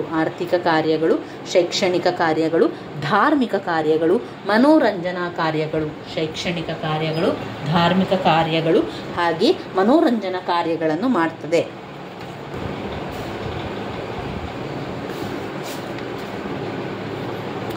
ಹಿಂದೂ ಅವಿಭಕ್ತ ಕುಟುಂಬದ ಕಾರ್ಯಗಳನ್ನು ಮತ್ತೊಮ್ಮೆ ಹೇಳ್ತೇನೆ. ಸಂತಾನೋತ್ಪತ್ತಿ ಅಥವಾ ಪುನರುತ್ಪಾದನೆ. ನನ್ನ ಜೊತೆಗೆ ಮತ್ತೊಮ್ಮೆ ಹೇಳ್ತಾ ಹೋಗಿ. ಸಂತಾನೋತ್ಪತ್ತಿ ಮತ್ತು ಪುನರುತ್ಪಾದನೆ, ಲೈಂಗಿಕ ತೃಪ್ತಿಯ ಅಗತ್ಯತೆ, ಉತ್ಪಾದನೆ ಮತ್ತು ಮಕ್ಕಳ ಸಂರಕ್ಷಣೆ, ಆಶ್ರಯ ಸೌಲಭ್ಯ. ಕುಟುಂಬವು ಸಾಂಸ್ಕೃತಿಕ ಪ್ರಸರಣ, ಕುಟುಂಬವು ಸಾಮಾಜೀಕರಣದ ನಿಯೋಗಿ. ಕುಟುಂಬವು ಸಾಂಸ್ಕೃತಿಕ ಪ್ರಸರಣ ಮತ್ತು ಸಾಮಾಜಿಕ ನಿಯೋಗಿ. ಆರ್ಥಿಕ ಕಾರ್ಯಗಳನ್ನೆಲ್ಲ ಮಾಡ್ತದೆ. ಶೈಕ್ಷಣಿಕ ಕಾರ್ಯಗಳನ್ನು ಮಾಡ್ತದೆ. ಶೈಕ್ಷಣಿಕ ಕಾರ್ಯಗಳು, ಧಾರ್ಮಿಕ ಕಾರ್ಯಗಳು ಹಾಗೆ ಮನರಂಜನಾ ಕಾರ್ಯಗಳು. ಇನ್ನು ಅವಿಭಕ್ತ ಕುಟುಂಬದ ಅನುಕೂಲ ಮತ್ತು ಅನಾನುಕೂಲತೆಗಳನ್ನು 10 ಅಂಕಕ್ಕೆ ಕೇಳಿದ್ದಾರೆ. ಅನುಕೂಲತೆಗಳೇನು? ಈಗ ನೀವು ಜನರಲ್ ಆಗಿ ಯೋಚನೆ ಮಾಡಿದರೆ ತುಂಬ ದೊಡ್ಡ ಕುಟುಂಬ ಇದ್ದರೆ ನಮಗೇನು ಅನುಕೂಲ? ಎಲ್ಲದಲ್ಲೂ ಕೂಡ ಅನುಕೂಲ. ಒಂದು ಕೆಲಸ ಶ್ರಮ ವಿಭಜನೆ ಆಗ್ತದೆ. ಒಂದು ಕೆಲಸವನ್ನು ಮಾಡ್ತೇವಲ್ವ, ಅದು ಎಲ್ಲರಿಗೆ ಸೇರಿ ಸಿಗ್ತದೆ. ಎಲ್ಲ ಕೆಲಸಗಳು ಎಲ್ಲರಿಗೆ ಸೇರಿ ಸಿಗ್ತದೆ. ಆಮೇಲೆ ಆರ್ಥಿಕವಾಗಿ ಎಲ್ಲರೂ ಹಂಚಿಕೊಂಡು ಮಾಡ್ಬೋದು. ಏನಾದರೂ ತೊಂದರೆ ಇದ್ದರೆ ಎಲ್ಲರೂ ಸಹಾಯ ಮಾಡ್ತಾರೆ. ಆಮೇಲೆ ಒಂದು ಯಾವುದಾದ್ರೂ ಸಹಾಯ ಆಗಬೇಕಾದ್ರೂ ಕೂಡ ಸಹಾಯ ಮಾಡುವಂಥದ್ದು. ಇದು ಅನುಕೂಲತೆಗಳು. ಅನಾನುಕೂಲತೆ ಅಂತ ಹೇಳಿದ್ರೆ ಜಗಳ ಉಂಟಾಗುವಂಥದ್ದೆಲ್ಲ ಈ ಒಂದು ಅವಿಭಕ್ತ ಕುಟುಂಬದಲ್ಲಿ ಅಂತಲೇ ಹೇಳ್ಬೋದು. ಅನುಕೂಲ ಮತ್ತು ಅನಾನುಕೂಲತೆಗಳು. ಅನುಕೂಲದಲ್ಲಿ ಶ್ರಮ ವಿಭಜನೆ ಆಗ್ತದೆ. ತುಂಬ ಕೆಲಸ ಇದ್ದರೆ ಎಲ್ಲರ ಜೊತೆಯಾಗಿ ಮಾಡ್ತಾರೆ. ಶ್ರಮ ವಿಭಜನೆ. ಆರ್ಥಿಕ ಪ್ರಗತಿಯನ್ನು ಖಾತ್ರಿಪಡಿಸುತ್ತದೆ. ಕೃಷಿ ಆರ್ಥಿಕತೆಗೆ ಉಪಯೋಗ. ಹೆಚ್ಚು ಸುಸ್ಥಿರ ಮತ್ತು ಬಹು ಉಪಯೋಗಿ.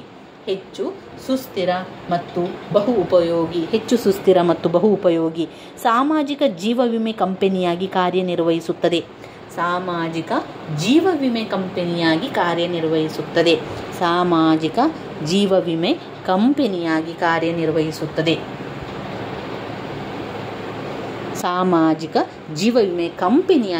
ಅದು ಕಾರ್ಯನಿರ್ವಹಿಸುತ್ತದೆ.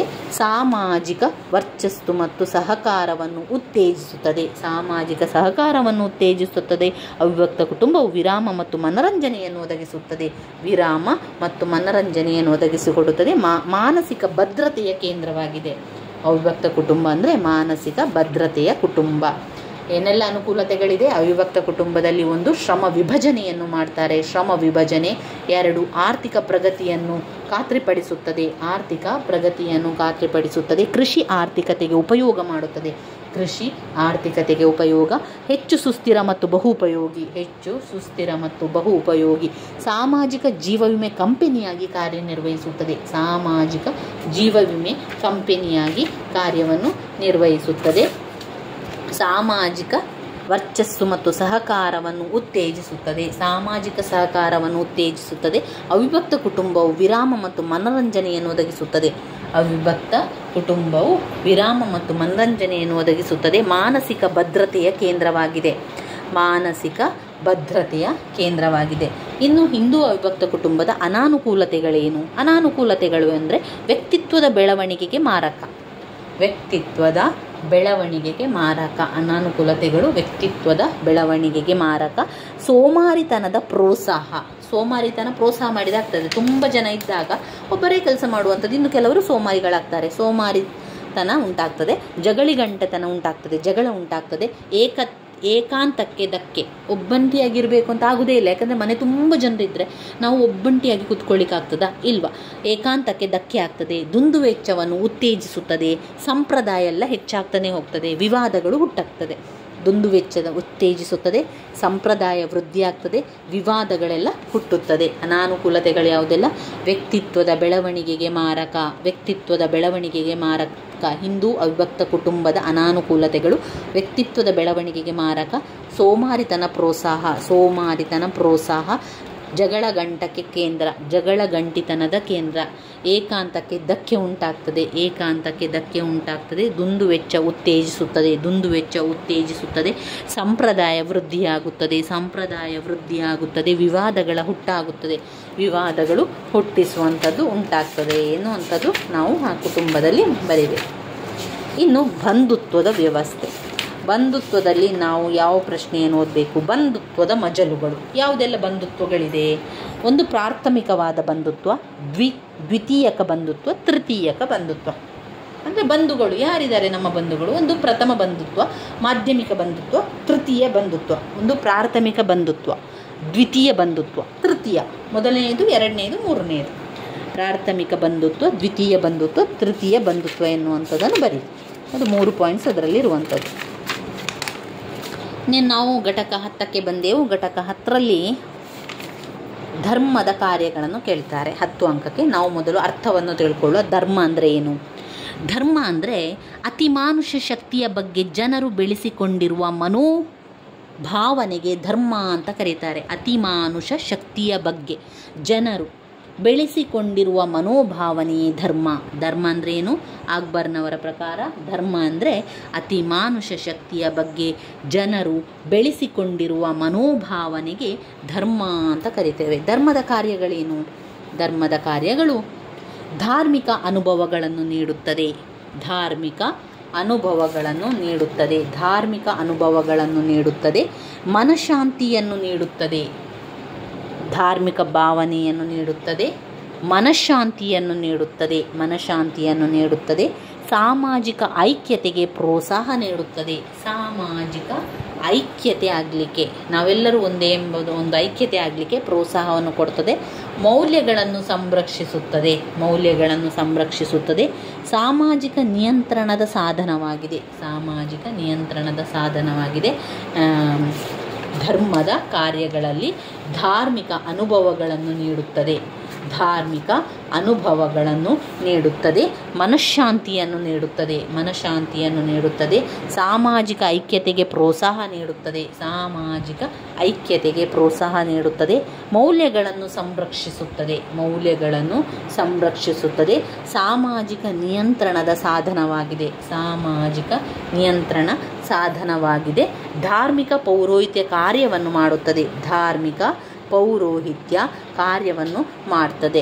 ಸಾಮಾಜಿಕ ಕಲ್ಯಾಣವನ್ನು ಪ್ರೋತ್ಸಾಹಿಸುತ್ತದೆ. ಸಾಮಾಜಿಕ ಕಲ್ಯಾಣವನ್ನು ಪ್ರೋತ್ಸಾಹಿಸುತ್ತದೆ.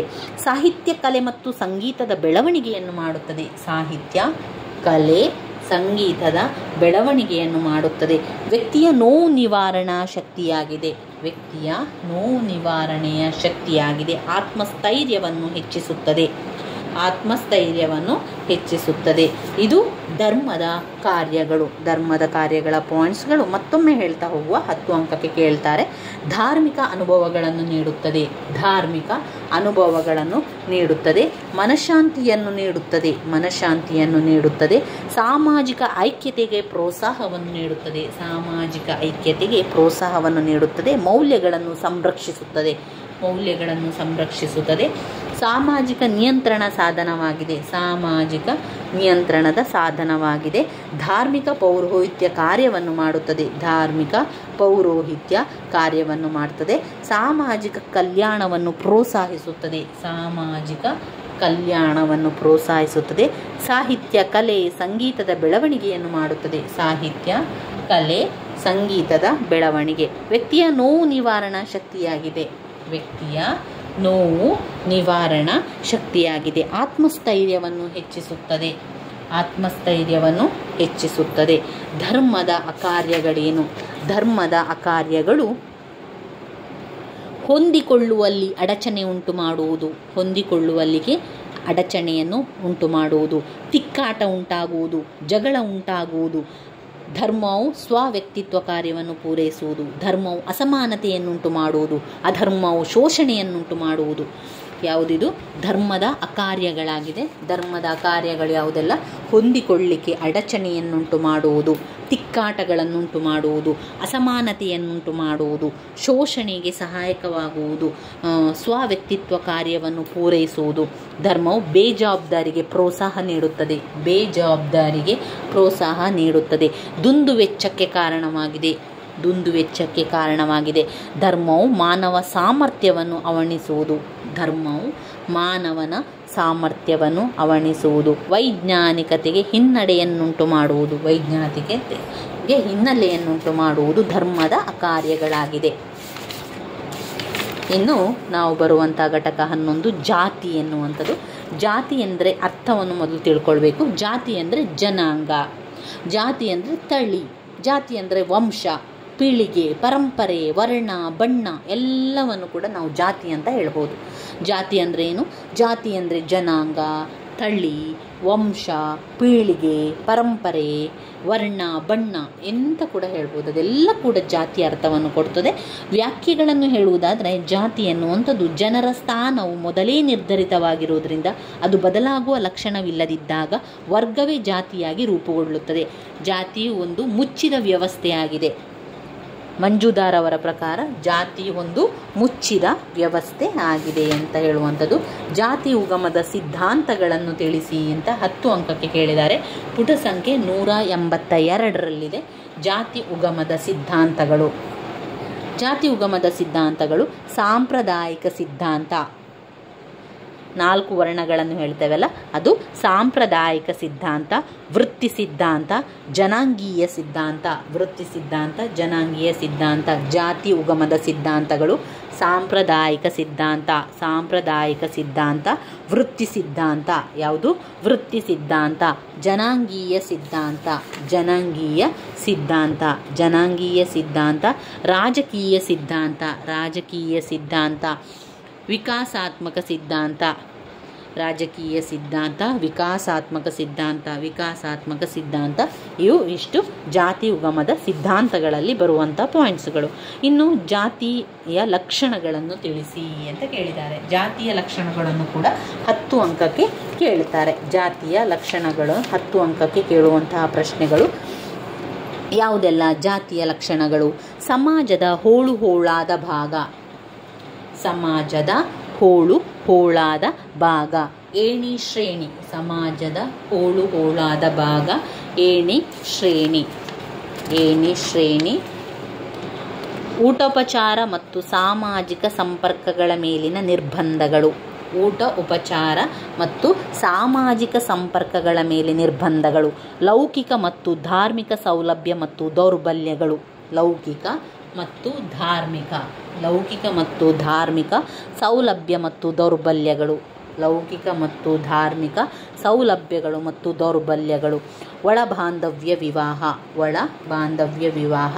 ವೃತ್ತಿಯ ಮೇಲಿನ ನಿರ್ಬಂಧಗಳು, ಪೌರೋಹಿತ್ಯ, ಜ್ಞಾನಾರ್ಜನೆ, ವ್ಯಾಪಾರ, ಮಲ ಹೊರುವುದು, ಶೇಂದಿ ಕಟ್ಟುವುದು, ಕೀಳಾದ ಕಸುಬುಗಳನ್ನು ಮಾಡುವುದು. ವೃತ್ತಿಯ ಮೇಲಿನ ನಿರ್ಬಂಧ, ವೃತ್ತಿಯ ಮೇಲಿನ ನಿರ್ಬಂಧ. ಒಳಬಾಂಧವ್ಯ ವಿವಾಹ. ಲೌಕಿಕ ಧಾರ್ಮಿಕ ಸೌಲಭ್ಯ ಮತ್ತು ದೌರ್ಬಲ್ಯಗಳು. ಊಟೋಪಚಾರ ಮತ್ತು ಸಾಮಾಜಿಕ ಸಂಪರ್ಕಗಳ ಮೇಲಿನ ನಿರ್ಬಂಧ.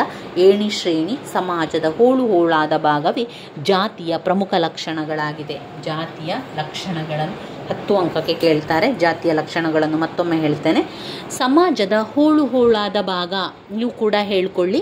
ಸಮಾಜದ ಹೋಳು ಹೋಳಾದ ಭಾಗ ಜಾತಿಯ ಲಕ್ಷಣಗಳಲ್ಲಿ. ಸಮಾಜದ ಹೋಳು ಹೋಳಾದ ಭಾಗ ಏಣಿ ಶ್ರೇಣಿ, ಏಣಿ ಶ್ರೇಣಿ.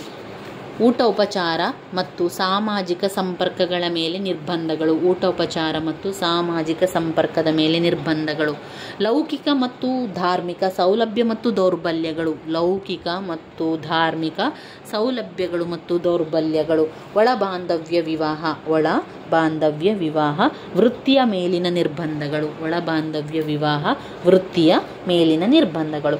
ಜಾತಿಯಲ್ಲಿನ ಬದಲಾವಣೆಗೆ ಕಾರಣವಾದ ಅಂಶಗಳನ್ನು ತಿಳಿಸಿ. ಜಾತಿಯಲ್ಲಿ ಬದಲಾವಣೆಗೆ ಕಾರಣವಾದಂಥ ಅಂಶಗಳೇನು? ಜಾತಿಯ ಬದಲಾವಣೆಗೆ ಕಾರಣವಾದಂಥ ಅಂಶಗಳು: ಆಧುನಿಕ ಶಿಕ್ಷಣ. ಜಾತಿಯಲ್ಲಿನ ಬದಲಾವಣೆಗೆ ಕಾರಣವಾದಂಥ ಅಂಶಗಳನ್ನು 15 ಅಂಕಕ್ಕೆ ಕೇಳಿದ್ದಾರೆ ಸ್ನೇಹಿತರೆ. ಅದರ ಪಾಯಿಂಟ್ಸನ್ನು ಸರಿಯಾಗಿ ತಿಳ್ಕೊಳ್ಳುವ. ಆಧುನಿಕ ಶಿಕ್ಷಣ, ಆಧುನಿಕ ಶಿಕ್ಷಣ. ಕೈಗಾರಿಕೀಕರಣ ಮತ್ತು ಪಾಶ್ಚಿಮಾತೀಕರಣ, ಕೈಗಾರಿಕೀಕರಣ ಮತ್ತು ಪಾಶ್ಚಿಮಾತೀಕರಣ. ಆಧುನಿಕ ಶಿಕ್ಷಣ. ಕೈಗಾರೀಕರಣ ಮತ್ತು ಪಾಶ್ಚಿಮಾತೀಕರಣ. ಸಾರಿಗೆ ಮತ್ತು ಸಂಪರ್ಕ, ಸಾರಿಗೆ ಮತ್ತು ಸಂಪರ್ಕ. ಸಾಮಾಜಿಕ ಸುಧಾರಣಾ ಚಳುವಳಿ, ಸಾಮಾಜಿಕ ಸುಧಾರಣಾ ಚಳುವಳಿ. ಸಾಮಾಜಿಕ ಶಾಸನಗಳು, ರಾಜಕೀಯ ಚಳವಳಿಗಳು. ಸಾಮಾಜಿಕ ಸುಧಾರಣಾ ಚಳವಳಿಗಳು, ಸಾಮಾಜಿಕ ಸುಧಾರಣಾ ಚಳವಳಿಗಳು. ಸಾಮಾಜಿಕ ಶಾಸನಗಳು, ರಾಜಕೀಯ ಚಳವಳಿಗಳು, ರಾಜಕೀಯ ಚಳವಳಿಗಳು. ಸಾಮಾಜಿಕ ಸುಧಾರಣಾ ಚಳವಳಿಗಳು. ಸಾಮಾಜಿಕ ಶಾಸನಗಳು, ಸಾಮಾಜಿಕ ಶಾಸನಗಳು. ರಾಜಕೀಯ ಚಳುವಳಿಗಳು, ರಾಜಕೀಯ ಚಳುವಳಿಗಳು. ಇನ್ನು ನಾವು ಓದ್ಕೊಳ್ಬೇಕಾಗಿರುವಂಥದ್ದು ಜಾತಿ ಮತ್ತು ರಾಜಕೀಯ. ಇದರಲ್ಲಿ ಜಾತಿಯ ರಾಜಕೀಯಣದ ಬಗ್ಗೆ ಕೇಳಿದ್ದಾರೆ. ಅದರಲ್ಲಿ ನಾವು ಕೆಲವೊಂದು ಪಾಯಿಂಟ್ಸಲ್ಲಿ ನೋಡಿದರೆ ಮತದಾನ ನಡವಳಿಕೆ, ಶಾಸನಾತ್ಮಕ ನಡವಳಿಕೆ, ಮಂತ್ರಿ ನೇಮಕವನ್ನು ಪೂರ್ಣಗೊಳ್ಳುವುದಿಲ್ಲ, ತಿಳಿಯುವ ಪರಿಸ್ಥಿತಿ. ಮತದಾನ ನಡವಳಿಕೆ, ಶಾಸನಾತ್ಮಕ ನಡವಳಿಕೆ, ಮಂತ್ರಿಗಳ ನೇಮಕ ಪೂರ್ಣಗೊಳ್ಳುವುದಿಲ್ಲ. ಆ ಒಂದೆಲ್ಲ ಪಾಯಿಂಟ್ಸನ್ನು ಹಾಕಿದರೆ ಆಯ್ತು. ಅದಕ್ಕೆ ಇನ್ನು ಬರುವಂಥದ್ದು ಬ್ಲಾಕ್ 3ರಲ್ಲಿ ಬರುವಂತಹ ಅನುಸೂಚಿತ ಜಾತಿಗಳು, ಪಂಗಡಗಳೆಲ್ಲ. ಅದನ್ನು ನಾವು ಮುಂದಿನ ವಿಡಿಯೋದಲ್ಲಿ ಆ ಪಾಯಿಂಟ್ಸ್ಗಳನ್ನೆಲ್ಲ ನೋಡ್ಕೊಳ್ತಾ ಹೋಗುವ ಸ್ನೇಹಿತರೆ. ಮುಂದಿನ ವಿಡಿಯೋದಲ್ಲಿ ನಾವು ಬ್ಲಾಕ್ 3 ಮತ್ತು ಬ್ಲಾಕ್ 4ರಲ್ಲಿ ಬರುವಂತಹ ಮುಖ್ಯವಾದಂತಹ ಪ್ರಶ್ನೆಗಳ ಪಾಯಿಂಟ್ಸ್ಗಳನ್ನೆಲ್ಲ ತಿಳ್ಕೊಳ್ಳುವ. ನನ್ನ ವೀಡಿಯೋಸ್ ಎಲ್ಲ ನಿಮಗೆ ಇಷ್ಟ ಆಗಿದ್ದರೆ ಲೈಕ್ ಕೊಡಿ, ಶೇರ್ ಮಾಡಿ, ಹಾಗೆ ಸಬ್ಸ್ಕ್ರೈಬ್ ಮಾಡಲಿಕ್ಕೆ ಮರಿಬೇಡಿ ಸ್ನೇಹಿತರೆ. ಧನ್ಯವಾದಗಳು. ಆದಷ್ಟು ಎಲ್ಲ ಪಾಯಿಂಟ್ಸನ್ನು ನೀವು ಅರ್ಥ ಮಾಡಿಕೊಂಡಾದರೂ ಕಲಿಬಹುದು ಅಥವಾ ಬಾಯಿಪಾಠ ಮಾಡಿ ಆದರೂ ಕಲೀರಿ. ಆ ಪಾಯಿಂಟ್ಸ್ಗಳನ್ನಷ್ಟು ಸರಿಯಾಗಿ ಕಲಿತರೆ ಎಲ್ಲ ಪ್ರಶ್ನೆಗೂ ಕೂಡ ನಿಮಗೆ ಉತ್ತರವನ್ನು ಬರೀಲಿಕ್ಕೆ ತುಂಬಾ ಸಹಾಯ ಆಗ್ತದೆ. ಹಾಗೆ ಓದಲಿಕ್ಕೂ ಕೂಡ ತುಂಬಾ ಅನುಕೂಲ ಮತ್ತು ಓದಿದ್ದು ನೆನಪಲ್ಲಿ ಕೂಡ ಉಳಿಲಿಕ್ಕೆ ಸಹಾಯ ಆಗ್ತದೆ. ಅದರಿಂದ ನೀವು ಯಾವುದೇ ಚಿಂತೆ ಇಲ್ಲದೆ ನನಗೆ ಇಷ್ಟು ಹೇಳಿರುವಂಥ ಎಲ್ಲ ಪಾಯಿಂಟ್ಸ್ಗಳನ್ನು ಆದಷ್ಟು ಇನ್ನೊಂದು 2 ಗಂಟೆಯ ಒಳಗಾಗಿ ಬ್ಲಾಕ್ 1 ಮತ್ತು 2ರಲ್ಲಿರುವಂಥ ಮುಖ್ಯವಾದ ಪ್ರಶ್ನೆಗಳ ಪಾಯಿಂಟ್ಸ್ಗಳನ್ನು ಬಾಯಿಪಾಠ ಮಾಡಿ ಕಲಿಯಿರಿ. ಮುಂದಿನ ವಿಡಿಯೋದಲ್ಲಿ ನಾನು ಬ್ಲಾಕ್ 3 ಮತ್ತು 4ರಲ್ಲಿ ಬರುವಂತಹ ಮುಖ್ಯವಾದ ಪ್ರಶ್ನೆಗಳ ಪಾಯಿಂಟ್ಸನ್ನು ಕೂಡ ನಿಮಗೆ ನಾನು ತಿಳಿಸ್ಕೊಡ್ತೇನೆ. ಧನ್ಯವಾದಗಳು.